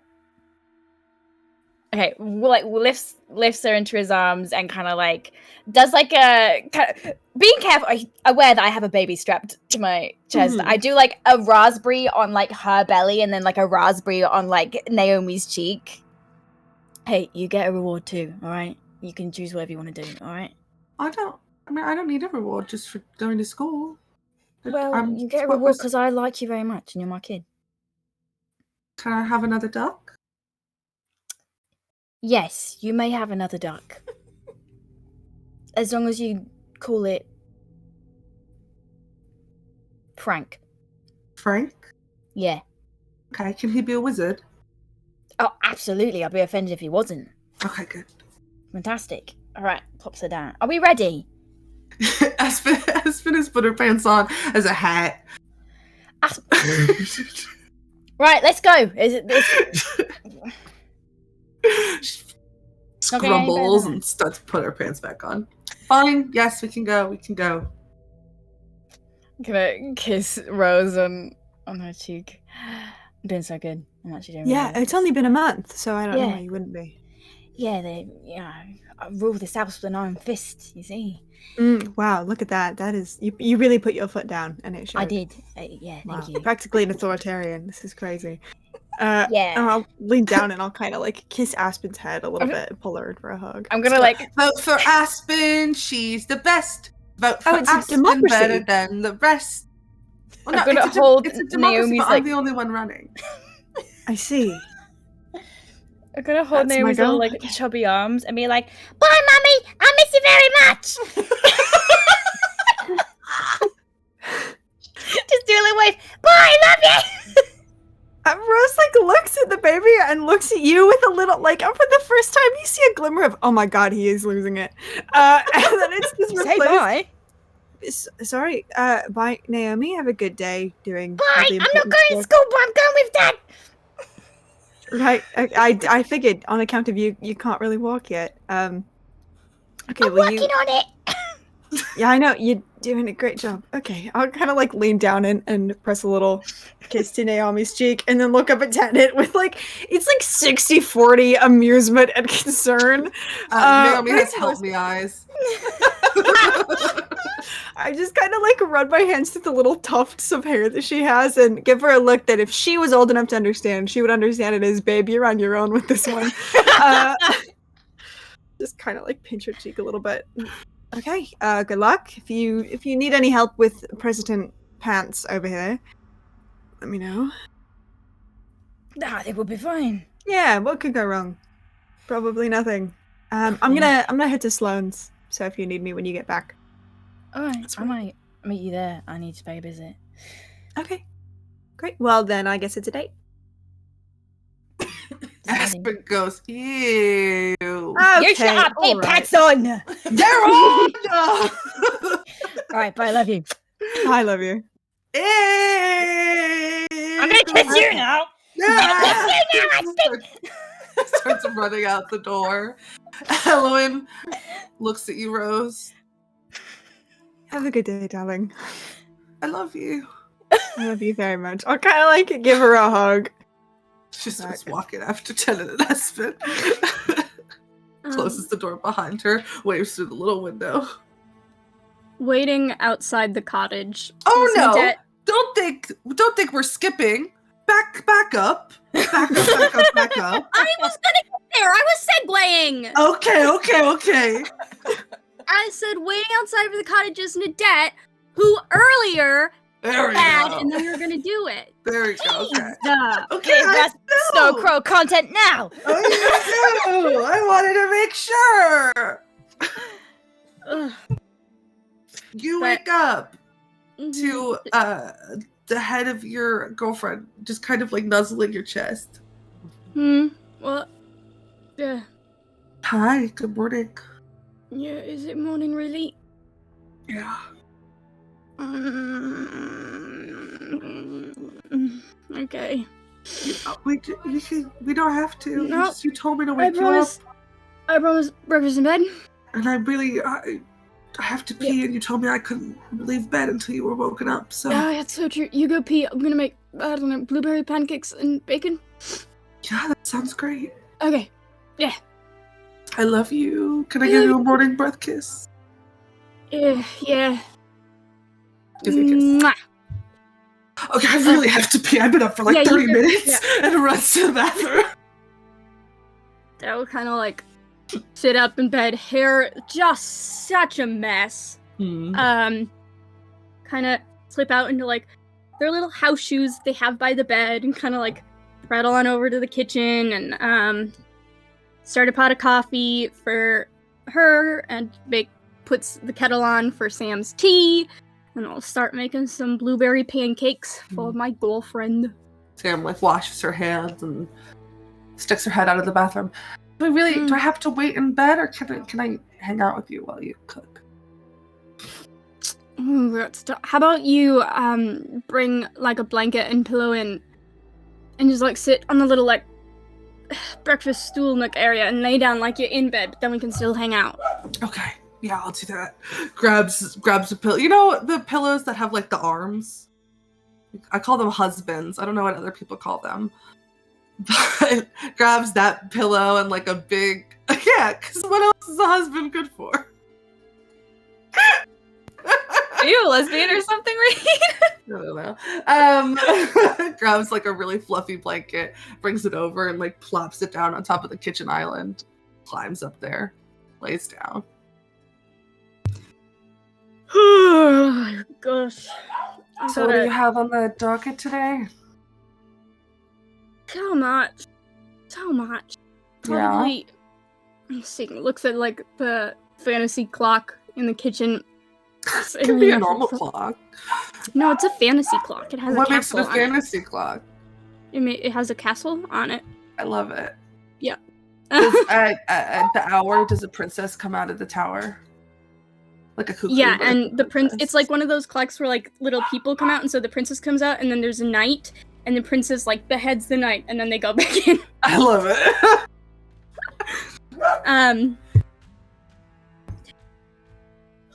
Let's see. I'm gonna try and catch Tennant before brings the kids to school, or Rose, whoever's doing it. I need to talk to both of them today. My mom never answered my text, so actually, I'm just gonna like pull off my phone and text Reva again, like, "Hey, what the fuck is going on again?" and send that. I don't know, probably go to the antique shop a little bit, probably kiss my really hot girlfriend a few times at least. Probably more than a few. Oh, yeah. Alright, how many you need? At least 30. Oh, wow. Gonna have to really book my schedule I know. tight to get all those in then. I think you're going to be able to figure it out, though. I have faith in you. Bless you. Mhm. I don't know, what are you doing today? It's your day off from the bakery? Oh, is it? I thought so. I mean, Did I get that wrong? the bakery kind of doesn't really run unless I'm there. Yeah, I thought we talked about the possibility of you getting, like, a manager who could, like, stand in. I don't trust any of them. Oh my gosh. They're gonna poison someone, or someone's gonna get salmonella, and it's gonna be my fault. And I don't know. I'm worried about it. Well, if they poison someone, my family will just go after them, right? Who? The person they poisoned, or the person who did the poisoning? The person who did the poisoning, probably. What if it was an accident? Well, There's a lot of ways just that you can make someone tired. really sick with cooking accidentally. Yeah, that's fair. Well, I don't know. I mean, obviously there's no one as good as you. But I don't want you to work so hard that you drop every time you get home. What am I supposed to do? I don't know. Could be how about I just worked so hard at the antique business and you get to be a stay-at-home wife and maybe mother someday. And you can do catering on the side for crime people's things, because I have connections. Is that a plan? Is that a plan? You're looking at me like that's not a good plan. I thought it was a good plan. I think it's maybe the beginning of a plan. I don't think it's like a full plan yet. I can workshop it. Yeah, we'll keep thinking about it. Yeah. Here, catch it. I'm gonna like flip one of the pancakes out of the pan like right at her. Catch what? Ah! She just kind of like lifts her hands up, catches it. Hot, Okay. hot, hot, hot, hot, hot, hot. And drops it onto the blanket on her lap. Get out like a plate and like some syrup and butter and, you know, set it all out like on the blanket. Like a little. Alright. Oh, and your tea? What do you want in it this morning? Are we doing honey, sugar? Honey and Both. sugar. Yeah, you got it. Fill it up, still not as sweet as you. Oh, shut up. Takes it. Okay. I'll see you later. Yeah. Thanks for Well, breakfast. anytime. Give a little kiss on the forehead.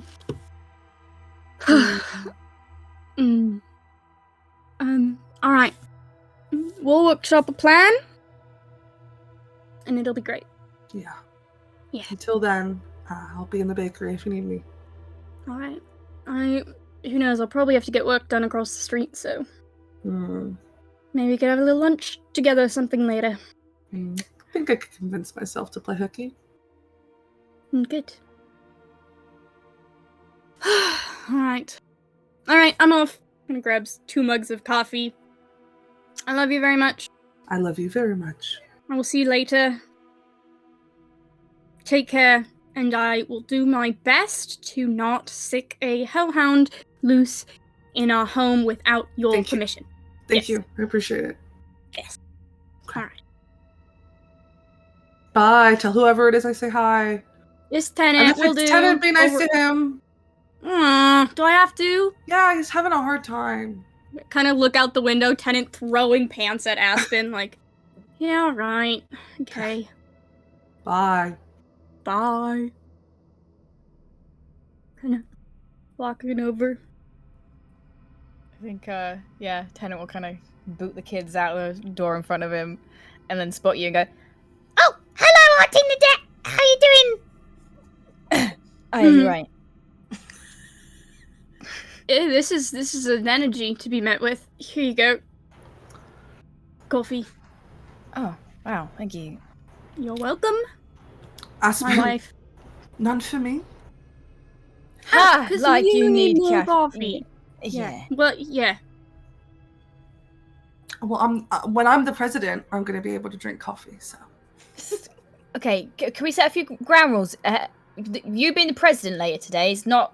You can't endanger anyone's life, including your own. Okay. That's fair. Seems like a good rule. Coffee's Better than not gonna most do presidents. that.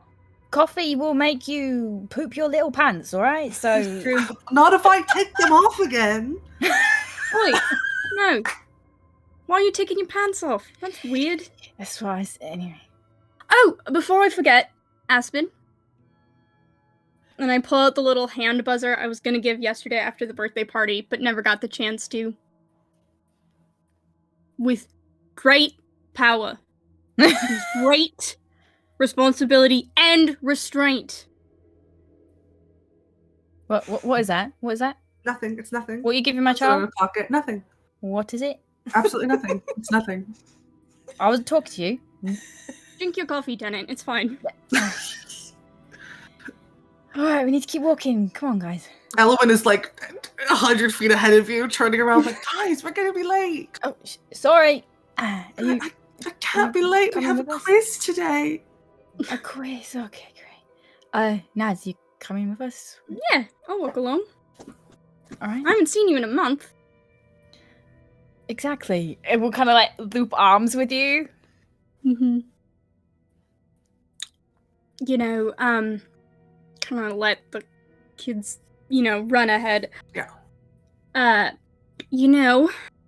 My lovely wife mentioned that you were having a bit of a tough day yesterday. How you doing? I think you can see that like Ten's still very much got like the dad like persona on, and is doing a fairly good job of like keeping it up. But there's just similar to yesterday, like the light in their eyes is not really there anymore, and they just kind of look very tired and a shade paler than usual. But yeah, it doesn't kind of keeps their eyes on the kids ahead of you and doesn't really look at you, and it's like, I mean, yeah, it was tricky, but I'm alright. Are you okay? Yeah, I'm fine. I sat and played board games all day yesterday.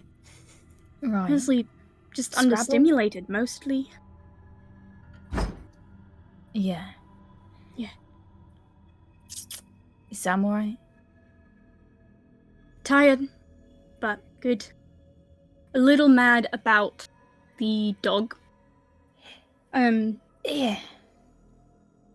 But isn't it a good dog? It is a dog. Well, I can't even say that. It's not even a fucking dog. Yeah. I don't know where you got it, Nadette, but the kids like Hell. it, so. Ember and I went and picked it up. Who?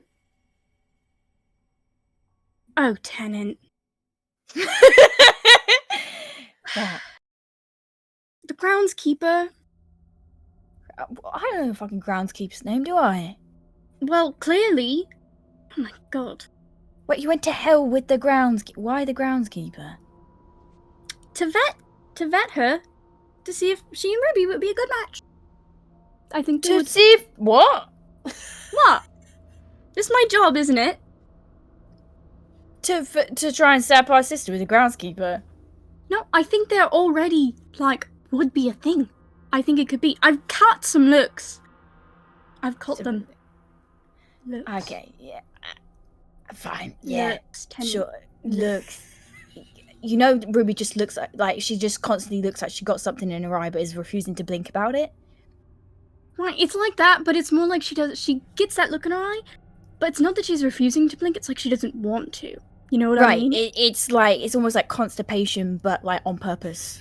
Right, but when it's Ember, it looks like it's not constipation, it's like comfortable, you know? Like right after you've had a good fart, and the constipation's leaving. That's the look. Which one's Ember again? What's she look like? You're hopeless. You're really hopeless. No, because I was involved in hiring them, so... Was it the knife one or the gun one? You don't know. The knife Okay, one? That's fine. Yeah, I'll figure it it's out. the knife one, yeah. Right. It could be a good fit, that's all I'm saying. Stop looking at me like that! I'm being helpful. It's just my face, Nadette. What do you want me to do? You always say that, and it's never correct. Okay. Well, put my face down and, walk ahead of you a little bit, turn around, walk backwards, and put my face down in front of baby gnome. Still has I help me know. eyes. What'd you do to her? What do you mean what I do? I didn't do anything. What'd he do to you? I did a very stinky poo this morning, and I nearly did a wee all on Daddy's shoes. Good for you, Nomi. Good for you.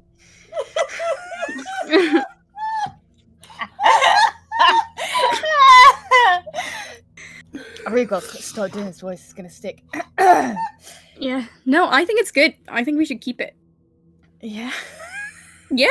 No, I'll write a part for you in the next play that I Please do. don't. No, it'll be great. Make you like a little.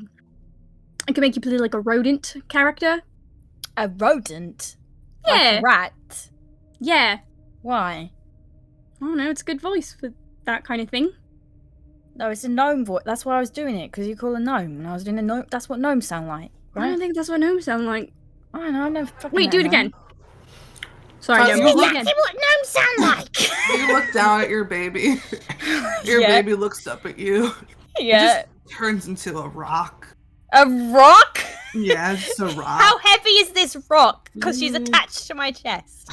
I mean, like, still the same weight. Just a rock now, not a baby. I think stumbles with like the displacement of waves. Like, fuck it. How is it? Ugh. Stop now that. look what you've done. I didn't do. It's not. Nomi. Alright, Right. give it to me. I can't. She's literally attached to me. Well, just unbuckle it then. What if I drop her? What if she smashes? A rock's not gonna smash. It might. Well, then don't smash it. I'm not. That's why I'm keeping her attached to me. Ah, right. Gosh, I was hoping this would be a calm, normal walk. Catching up by siblings, but here we are. Talking about smashing a rock who is also your baby, accidentally. Stop. I don't have a baby rock. I have a baby who turns into a rock. It's pretty That's impressive, right. actually. Yeah, she's very clever. Yeah. As you guys get kind of closer to school, you see other parents walking their kids. Can I see Bobby Masterson's parents? I was just about to say, Aspen grinds to a halt. Yeah. Dad, Yeah, what's up? Bobby Masterson's mom. Where? Kind of like gestures forward where she's staring, where you see a woman with like a stethoscope around her neck and like a lab coat Does he have giving a problem? lunch to her kid. I bet you there's a cupcake in there. I bet you there's a cupcake in your lunch as well. Really? Shit, I don't know. I'm gonna roll for it. It's okay. Tennant puts the muffin that Sam gave him yesterday. It's better than a cupcake. It's a muffin made by. That's not better than a cupcake, Dad. Yeah, because it's That's- home, It's worse. babe. It's homemade. Do you think Bobby Maston has a homemade cupcake? No, it's just shitty His little. mom is a shop really one. good baker. We had a class pizza party last week and she brought in homemade cupcakes and they were really good. Right. He's gonna make fun of me. He's gonna make fun of my muffin. No. All right, I'm going to sort this out once for all. I'm just marching over to this woman and her child. No. Dad starts pulling against your shirt. I'm Right. walking with my rock attached to my chest. You walk up to this woman and she's giving like a kiss on the forehead. Have a good day, Bobby. Yeah. Go learn so much. Have a great day. I'll see you later. He goes, right, Mom, thanks. Love you. Bye. Just walking away. Can I catch this kid's eye? Sure. I give him like a look like you're a mummy's boy. Make an intimidation check. I have a plus 12. Yeah, make it. Okay. That's I should know this. 24. Looks up at you, kind of stops in his tracks. I'm just staring down this kid. You're a mommy's voice as the man with two moms. He looks back over at his mom, who looks at you. Hi. I hold my gaze with this kid, look down at the rock, and look back at this kid like, yeah, that's what happens. He starts crying and running away. Turn over to, hi, you're right. I'm Aspen and Edwin's dad. You just made my child cry. Did I? He just started doing that by himself. Listen, Aspen was saying how good your cupcakes were the other day. Isn't that right, Aspen? Yeah. They were really good. Yeah. Thank you. Maybe we can have a play date, and maybe we could all make cupcakes Aspen together. shaking her head. I'm like nodding. Would you like Bobby to come over, or you know? Sure. Yeah, that'd be lovely. Amazing. Yeah. Is it any allergies? That's something you ask kids, right? So we don't kill him. Yeah, he's allergic to peanuts. Gotcha. Right, no peanuts. Is it? Have I still got a rock? I'm bouncing this rock against the. Cool. Has she looked at me funny about this rock yet? A little bit, yeah, but also kind of funny about the whole situation. Yeah, that's fair. I just kind of go, oh yeah, sorry, this is my 1-year-old. She's not usually a rock. What is she normally? She's a baby. That makes sense. Yeah. I'm like looking at the deck like I'm fucking this up. Jed'll swoop in and be like, right, so playdate, I think we've got a busy schedule this week, but maybe we can find a time next week. I'm their aunt. Oh, nice to meet you. Oh, Nice to meet you. Yeah. My name's Sarah Masterson. Sarah Masterson, great to meet you. Hey, what can I ask? What do you put in your cupcakes? I've heard they're delicious. Sugar. Oh, yeah. Fucking incredible. Kind of looks down at Aspen at the fact that you just swore in front of your child. So, but you. Nadette, does Sam put sugar in her cupcakes, or is that just a... Oh yeah, Mr. Jones? Sam puts Really? loads of sugar. Yeah. Amazing. Aspen, sugar. That's the secret. Fucking incredible. Aspen said.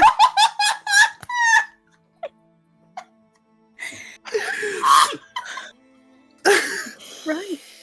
Well, All right. Sarah, Well, if we're running late, we better get these kids to school. Fucking kids. meet you. I'll kind of like give a like get out of here 10 in eyes and just be like, it was so great to meet you, Sarah. Kind of. Wow. Yeah. You know, I'm sure Rose will, you know, be able to find a time for you all to hang out. Sure. Looking forward to it. Sounds great. Great. I'm gonna go check on my son. And kind of runs in the direction of Bobby. Aspen looks up at you. What have you done? That's what you get for not putting your fucking pants on at school, right? Dad. Yeah. 2 can play that game, Aspen. Dad. Yeah. They're not really gonna come over, are they? No, you fucking get. I don't want that kid in my house. Oh my god! Oh my god! That was the scariest thing you've ever done! He was crying and everything. You see his face. Oh my god! God. He's gonna make fun of me because my dad made him cry! No, you're gonna make fun of him because your dad made him cry. That's how this works. Yeah? Guess. You can do it, alright? Okay. And now you know the secret ingredient in his mum's cupcake, so he's got nothing on you. Yeah. Dad is just in the background like, Aspen, here's what you do. Get down, like, kneel down. If Bobby Masterson gives you any lip about what happened today, what I want you to do is this. Practice with me. You're gonna look him in the eye. You're gonna look him up and down, sneer, and turn around. That's all you have to do. Yeah, it's good. It's very good. Yeah. Up and down, sneer. A little softer. Little softer. Right, it's like, look, and then it's just like, you know, when your cat kind of does a hairball, and you make the face, Bobby? That's what you gotta do. Honey? Look, down your nose, baby. Got a great nose. You got to use it. Yeah. Down your nose. Yeah. Yeah, perfect. Yeah, there it is. Yep, that's it. Knit your eyebrows together a bit. Yeah. Oh, and if- well, okay. Well, if you feel like a scoff is too much, you could always do like a look up and down and just go, and then walk away. Like give it a Yeah. little chuckle. Yeah. Yeah, there it is.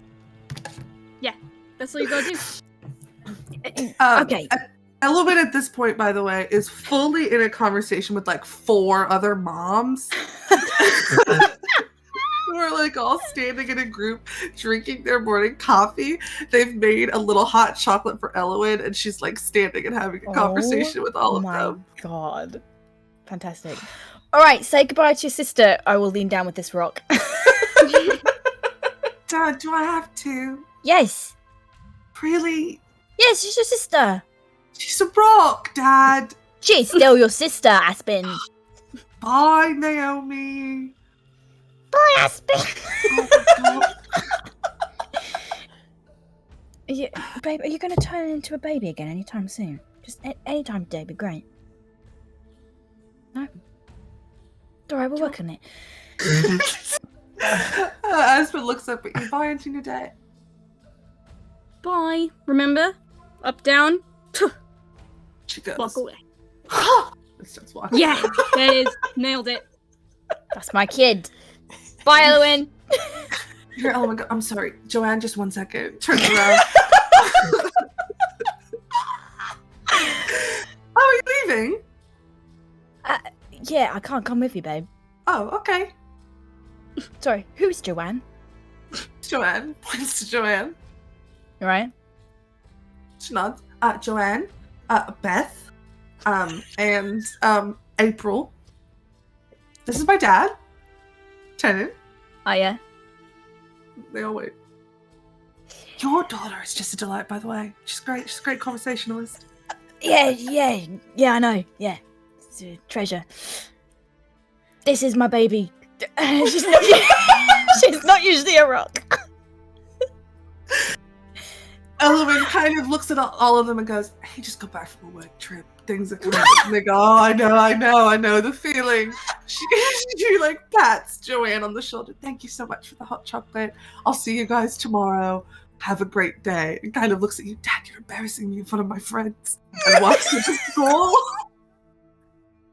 Someone help this man. I'm still just like on one knee with what I can only picture as the rock from Everywhere Everything All at Once attached to my chest. Looking up at these like 3 other women like anyway, bye. I'm power walking out of there. I'm so embarrassed. Rodella, what's going on?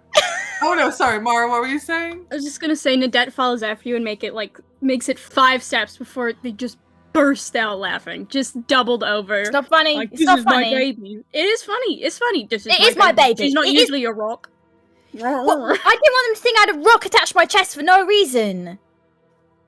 It's weird if you call it a baby. They don't know. But is it weirder to have a rock baby or is it weirder to have just a rock? Rock baby. Well, Naomi, I'm begging you here, man. Please turn into a baby. Get nothing. Please. Oh my god. Good work, Naomi. Stay strong. Don't worry, she never turns back into a baby. What if I have just a rock forever? Do you think the rock's gonna grow? How can you feed a rock? What if I just have to put her on the mantelpiece? Maybe I can stick googly eyes on her. Maybe. We could paint her. We could paint her like a little baby, like paint her face on. Yeah. Do you think that? Yeah. I think Rose would be alright with that. Yeah. It's been a really fucking weird couple of days.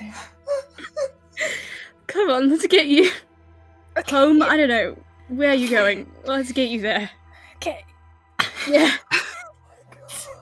Can I just say, the next time Rose waltzes into a PTA meeting, like, excited for the day, it's just gonna be a hell for an hour. All the other moms are gonna be like, "Hey, is your husband okay? How are they doing?" Fucking nightmare. Oh, Oh my god. Oh. Rodella. oh. Take you away, babe.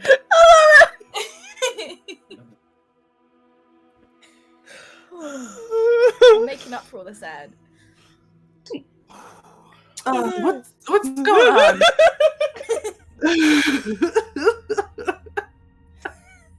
You might have to go to someone else. Okay. Rose. Yeah, babe. How's it going? No, tell me. Yeah, I mean, Rose doesn't know that the social life of her circle of other moms is in shambles. So Not in that's shambles. Elowen's saving it. It's fine. Oh, I think Elowen telling their moms that Rose's husband is clinically insane. I think that'll really salvage it. Don't even worry. Yeah, I think Rose, unbeknownst to the horrors just a few blocks away, like has a cup of coffee, and then at some point I'll get dressed and go to Sloane's house. Sure. I can't. Okay. Yeah. Every time I look at TT, I start laughing again. He is. This won't stop. You make it to Sloane's house. Sloane is outside gardening in a bathrobe like they normally are. Hi. Hi. How are you? How are you? I asked first.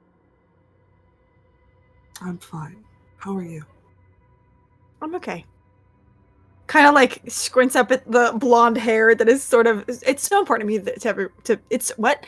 That didn't make sense. It's so important to me that everyone knows Rose is wearing just like a little claw clip up to, because I just think they're a claw clip mom, and it means the world to me. Oh, It's very what? tender. Oh, a claw clip. I heard clocklet. I was like, what the heck? Claw is that? clip. Yeah, no, claw clip. It kind of like looks up at the summer hair and looks back at Sloane and kind of gives like a. Yeah. Come on. I don't suppose I can pull you away from your garden. Come on. Great, thanks. Appreciate that. I will go in. Is any other of Sloane's family kind of out, or is the house pretty quiet? This is probably pretty quiet today. I think it's early enough that Nora's probably still sleeping, and the rest of the children and the partners are all kind of out and about. Hell yeah. God, I forgot what it's like to be in a house that's quiet. Scary sometimes. Yeah, it's actually. I feel like I need to go check every room, but there's no small children here, so extremely small. There's no extremely small children here, right? I don't think Aspen wanted to go to school, and it's not like hiding. No. Okay. No, I mean, not that I know of, but I'd never say no to that question because you never know. Yeah. No, I'm sure everything's going fine, and they don't need me. Do you want me to check? No, it's I trust Tenant implicitly. I know. I don't need to check. Feel better if I check? You don't need to. Okay. Yep, everything is fine probably. What could go wrong? What could be going wrong? But I'm not going to list them. Nothing. Okay. Well, hey, can I? You feeling up to a reading this morning? If not, it's fine. I'm perfectly happy to just kind of sit. Sure. What are you wrestling with? Just kind of everything, everything everywhere all at once. I should write that down. It's a good one. Thank you. Yeah, maybe I'll write a script or something. Yeah. I had this dream about a rock with googly eyes on it. Did you? Wow, Could be something. Seems strange. I don't know. Yeah, should we? We're kind of just standing in your entryway, but it feels presumptuous of me to just walk into another room. What room would you be most comfortable with? Just to clear, this is James' question. Sloane took Rose to a specific room when they did this last time, right? James assumed there was a place that Sloane does this. Is that not upstairs landing that Sloane did it in last time? I think you've gotten enough readings from Sloane to know that they kind of always have cards on them and can do it anywhere. Cool. Yeah, last time it did it at your kitchen table. So true. Oh. I don't know. You want to sit outside, get some fresh air? Sure. Tea? Nice.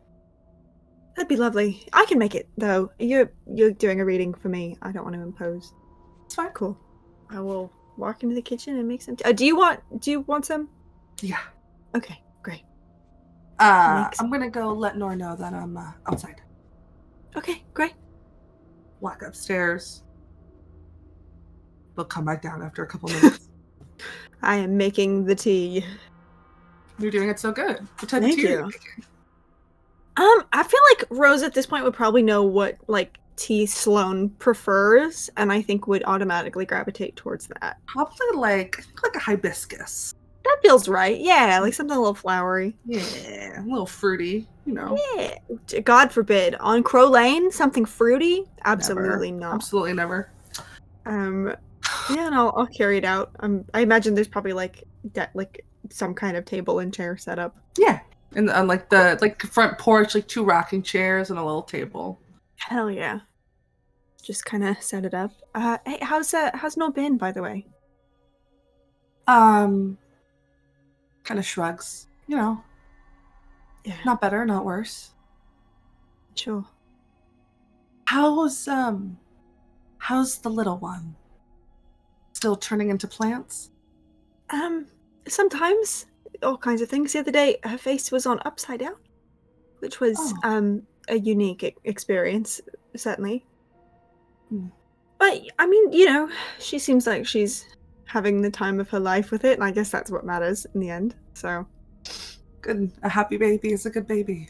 yeah, I'll take it. You know. Yeah. Yeah.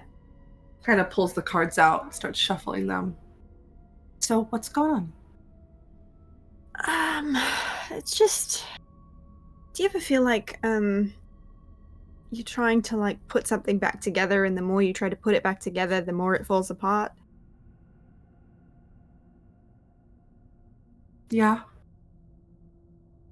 Yeah.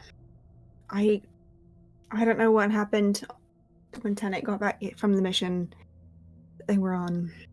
Someone, I guess, ambushed him, tried to kill them, and then I don't really know what happened after the party, but sorry, this is James mentally calculating if Sloane knows what's going on. I don't think anybody's told them. Okay, I'm the person for this. That's fine. And then, you know, just the stuff with Lawrence or not Lawrence or whatever, and Yeah. what? What stuff with Lawrence or not Lawrence? Oh, I assumed someone. I wasn't really involved in it, so okay. Kind of like sits up a little bit, puts the cup down. So I'm gonna preface this with I wasn't in the room. I've kind of heard this all secondhand through Tennant, and Tennant wasn't exactly in the best state.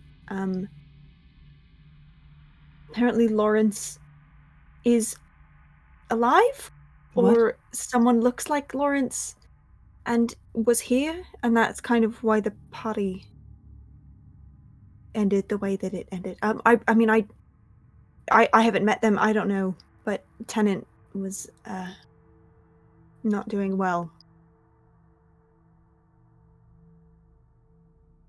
I'm sorry. I figured that someone had come to tell you. I was just in the cottage with the kids, and then with 10. So that's just a lot that you've just told Yeah, me. I'm so sorry. I wouldn't have told you that way. I shouldn't be the one telling you anyway. I don't even know what's going on. I can go get someone. We don't have to do this. I mean, that's No. important for you. No. Are you certain? Because I know that, you know, that comes first. I'll be fine.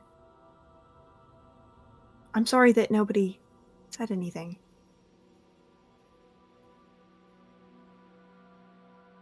And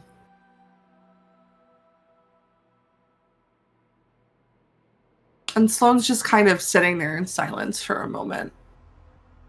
I think Rose kind of just like reaches across and like takes their hand a little bit and just holds it and doesn't really say anything because there's nothing she can say here. But just to like, so Sloane doesn't feel so alone in this moment.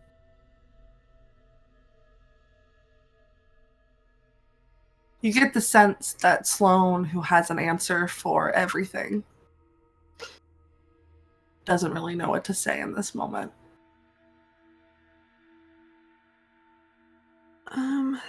What is Rose gonna do here? I think that Rose. I don't. So, will you remind me? Are we on the front porch? Cool. I think that Rose instantly kind of starts like looking around on the street and trying to see if they can catch like anyone in the family who actually knows what's going on. I know that Tennant was gonna come, but I think Rose probably knows that Tennant wouldn't necessarily be back from the school yet. So I'm mostly like, I haven't seen the text yet. I'm probably looking for Ruby or Rodella specifically, but just kind of like scanning for anybody. Touch You base with cut out TT yet? Oh, we haven't touched base with TT yet, so we don't really know what Rodella's doing. What is Rodella doing this morning? I am calm now. I can. Yeah, I think when Rodella kind of woke up, they checked once again to see if Reva was there, and they're not. And so they got up, and it was one of those moments where they just kind of, they've been stewing and having these kinds of intense feelings just wrapping around their brain all night. And so they spent most of the night in a little bit angry, but this morning they kind of take a deep breath and they kind of resign themselves to being the peacekeeper. And they stand up and go kind of look around the house, see if they can find Reva, stop at their office, where they assume they most likely are. What does Rodella find in the office, Bree? You're gonna find, you see Reva's notebook that she's like left on the desk, and you also see a series of letters. One addressed to you, one addressed to each of the children, and one addressed to Rose. You would also find, if you're so inclined to look around, you would probably find ashes in the fire pit. The fireplace. I don't think Rodella even looks around. I think her eyes land on the letters and she just stops. Just freezes. And stares at them for probably a solid 5 minutes, just kind of rooted to the spot. And then very slowly steps forward and picks up the one addressed to herself and opens it.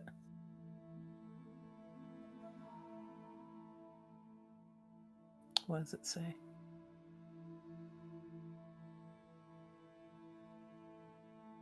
Rodella, my love, I'm sorry again for asking you to bear the burdens that I cannot.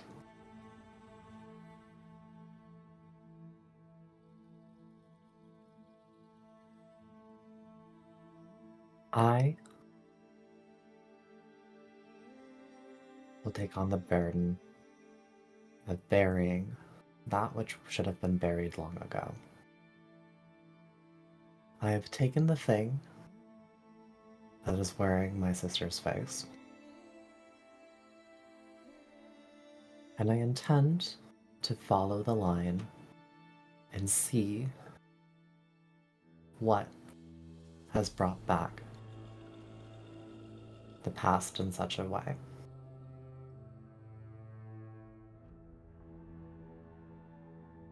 I intend to bury it, let them no longer haunt us, or our children, or our children's children. Please take care of Tennant and Rose. Please take care of Nadette. Ruby has come with me for this trip. I intend to send her to you in case anything happens to me, such that she may relay anything and everything that is necessary. As per usual, my affairs have been arranged. In case you need anything, please reach out to the staff, and they will keep you appraised of any details going on with current operations. Again, I love you, and I'm sorry.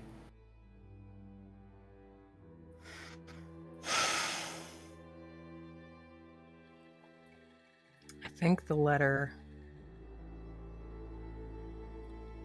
is shaking in her hand. And she's resisting the urge to crumple it. As she reads the lines over and over again.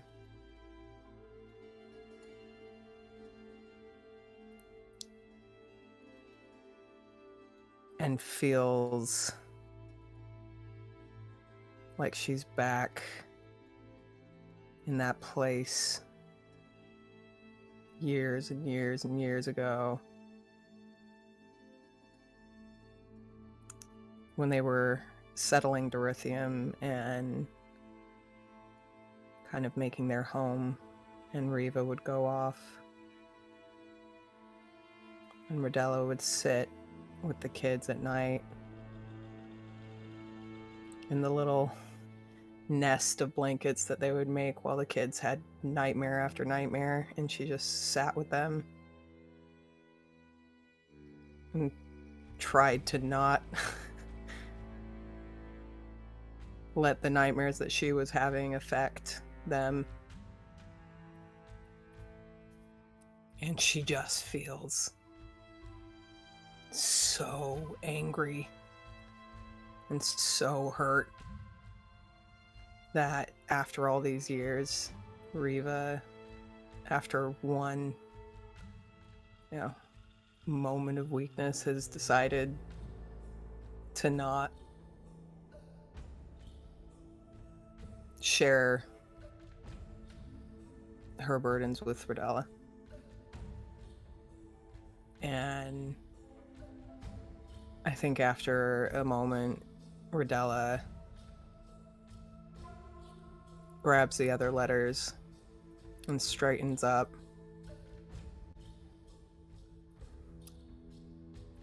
What a lovely willing test, Riva. And she walks out of the room and goes to find Nadette. So, Rose, Yeah. no one's walking by. Cool. Then I think that Rose kind of like reaches into her back pocket where they I imagine on their way out, found their holo transmitter in between some couch cushions and kind of just rolled her eyes and put it in her pocket. I think pulls it out for the first time today with the intent to call someone, and looks down and sees that message and blinks at it. And then kind of looks up at Sloane. And in this moment of what the fuck did I do here? Calls Nadette. Nadette, tenant, walking home from school. Nadette, your phone rings. I'm holding your hand. I'm swinging your hand, how tiny Nadette used to hold Tennant's hand and probably used to walk her to school. He's just found I'm swinging your it with hand you, again. but every time I try to pull a faster one and change the tempo of the swing,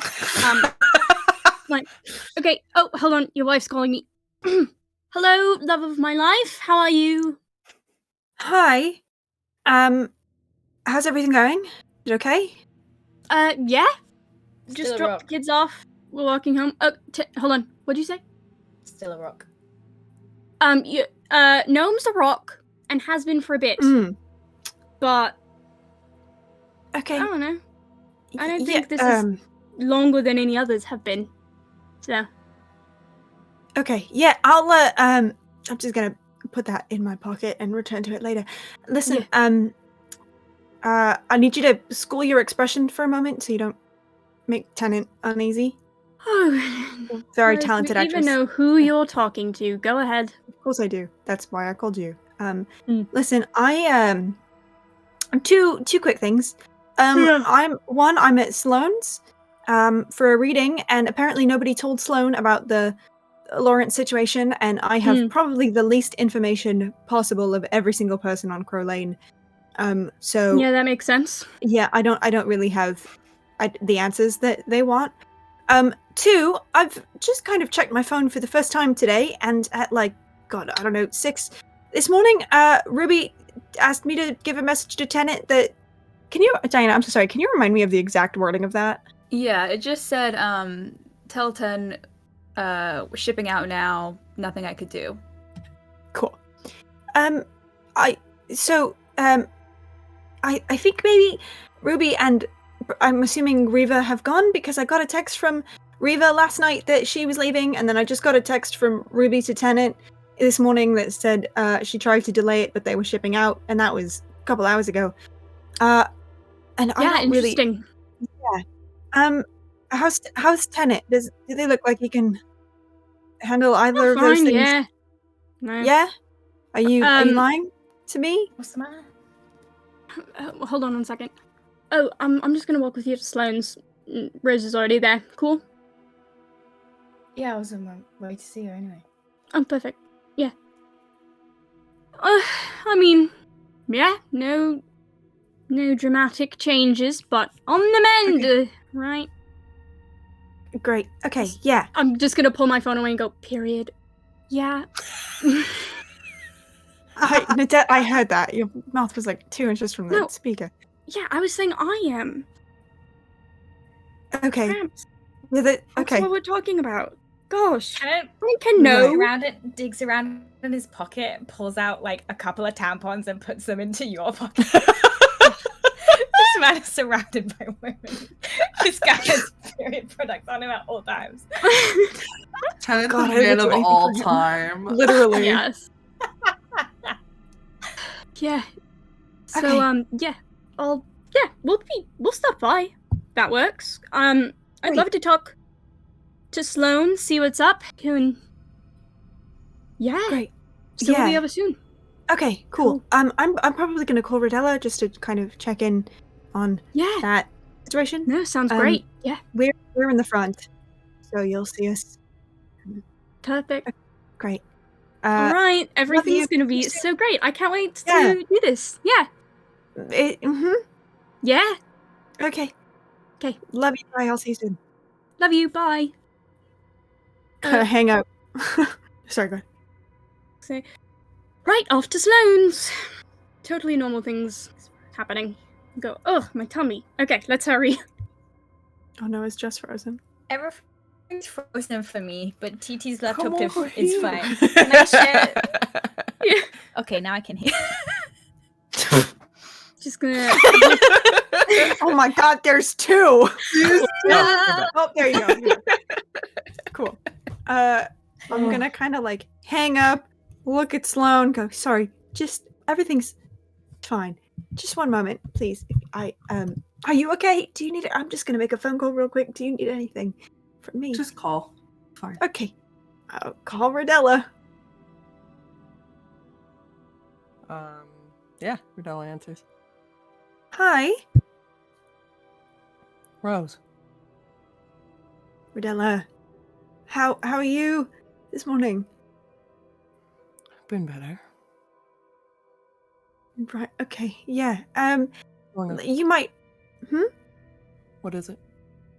You might already know this, but just in case you don't, I got a text that I just saw this exact moment, from Ruby. I think maybe it's possible, potentially, that Ruby and Riva might have left at like 6 a.m. Yeah. Yeah. Okay, cool. I just found out. Are you okay? I know that's a stupid question, but I think Rodella, you hear a long pause on the other end of the line, as if Rodella's kind of struggling a little bit with herself, and then she just says, "Yeah, I'm fine, dear." okay. Also, I think Nadette and Tennant are coming to Sloane's. That's where I am now. Apparently Sloane was not informed about the situation yesterday, and I didn't know that. So, Yeah. if you want company, I was looking for Nadette, so yeah, meet be you at there. Sloane's shortly. Okay. I'll see you soon. Goodbye, Rose. Bye, Mom. Hang up and like put the phone face down on the table and just give Sloane the worst, like more a grimace than a smile. Truly. They kind of- Everybody's coming. No, sorry. Go ahead. No, they just kind of squeeze your hand. Everybody's coming up. Well, not everybody, because not Ruby and Reva, because they're not. You probably know that already, though. They're coming. Yeah. Let's do that reading before they get here, huh? Are you certain? I don't. It can wait. It's not urgent. I think maybe I need it too. Okay, great. Yeah. Thank you. Thanks. If it'll help you, then that's. Start shuffling through the cards.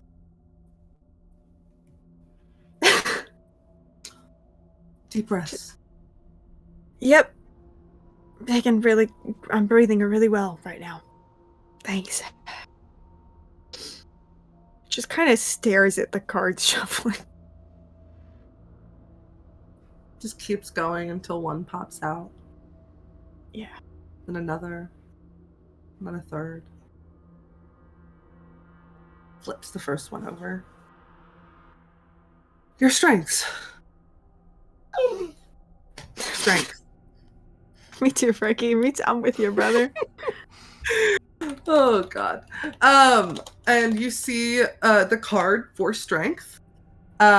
You can see funny enough, a little dog with its like butt kind of arched up in the air and its head looking up at someone who's scratching and giving it like good pets.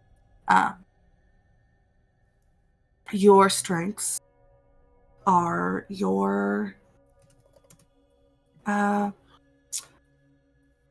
ability to remain strong even when life throws things at you.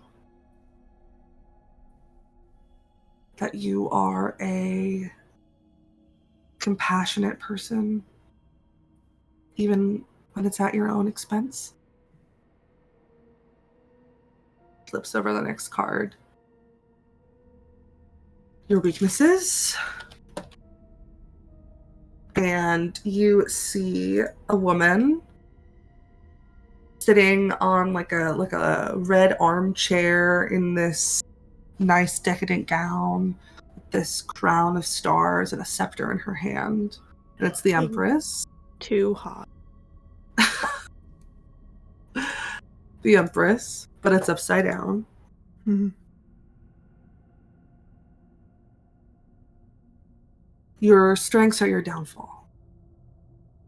You have lost some of that inner strength because you've started placing too much of your attention into other people. When you shower your loved ones with affection and care, you neglect yourself.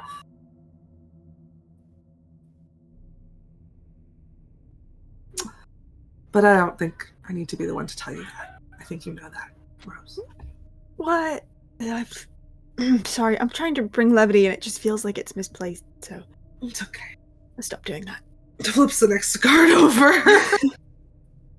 Given your strengths and weaknesses, advice. And you see a man standing in front of a lake with a mountain range behind him. And there's two staffs, one that he's holding on to and one that's behind him. And he's holding the world in his hands.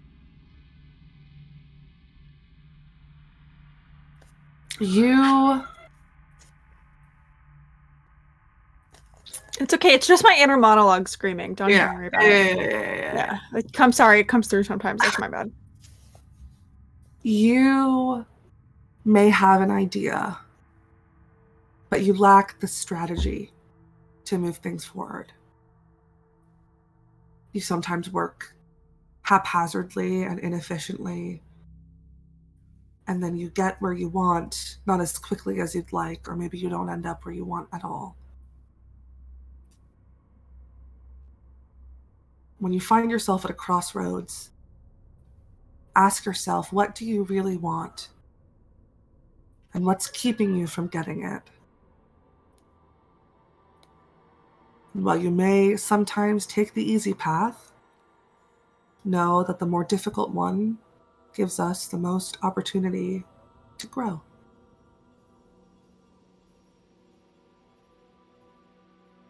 And at that, Rodella coming from one direction, Nadette and Tennant and a rock coming from the other,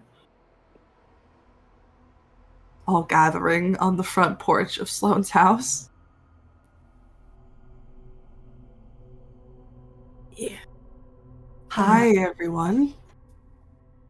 Hi. Hi. I think if I can, kind of just before this begins unfolding, I'm just gonna kind of like reach out a hand to Tennant, just kind of like take his hand, and I'm gonna cast message and say, "Hi, I just saw that Ruby and Reva left this morning, and I didn't want you to be the only one who didn't know here, so." And I just squeeze it really hard.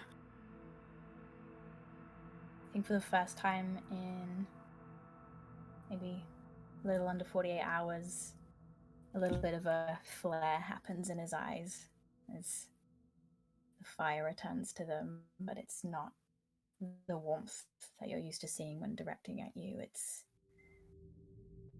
fear. Come on in. All of you. Put a pot of tea on. We can chat. I'll help you out. Thanks. Yeah. That fiery gaze moves from Rose, and he makes eye contact with Rodella and just stares at her. Cordella stares back for a minute, and then her gaze flickers, and she looks over to Nadette and walks inside.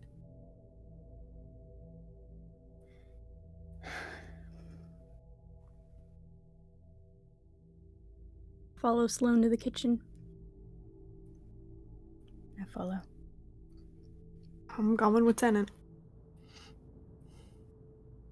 And as you all walk in to Sloane's house, the whole family together, except for Reva and Ruby and Ward, who are off on their own adventure, their boat slowly but surely drifting through the void in the direction of Gloomwild. That is where we're going to call it for today's episode. Thank you all so much for joining us today.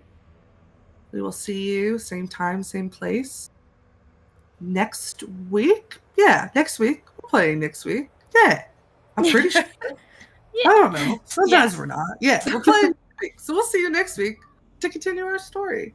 Thank you so much, everybody, for joining us. Thank you to all those who rated us. And we'll see you next time. Bye!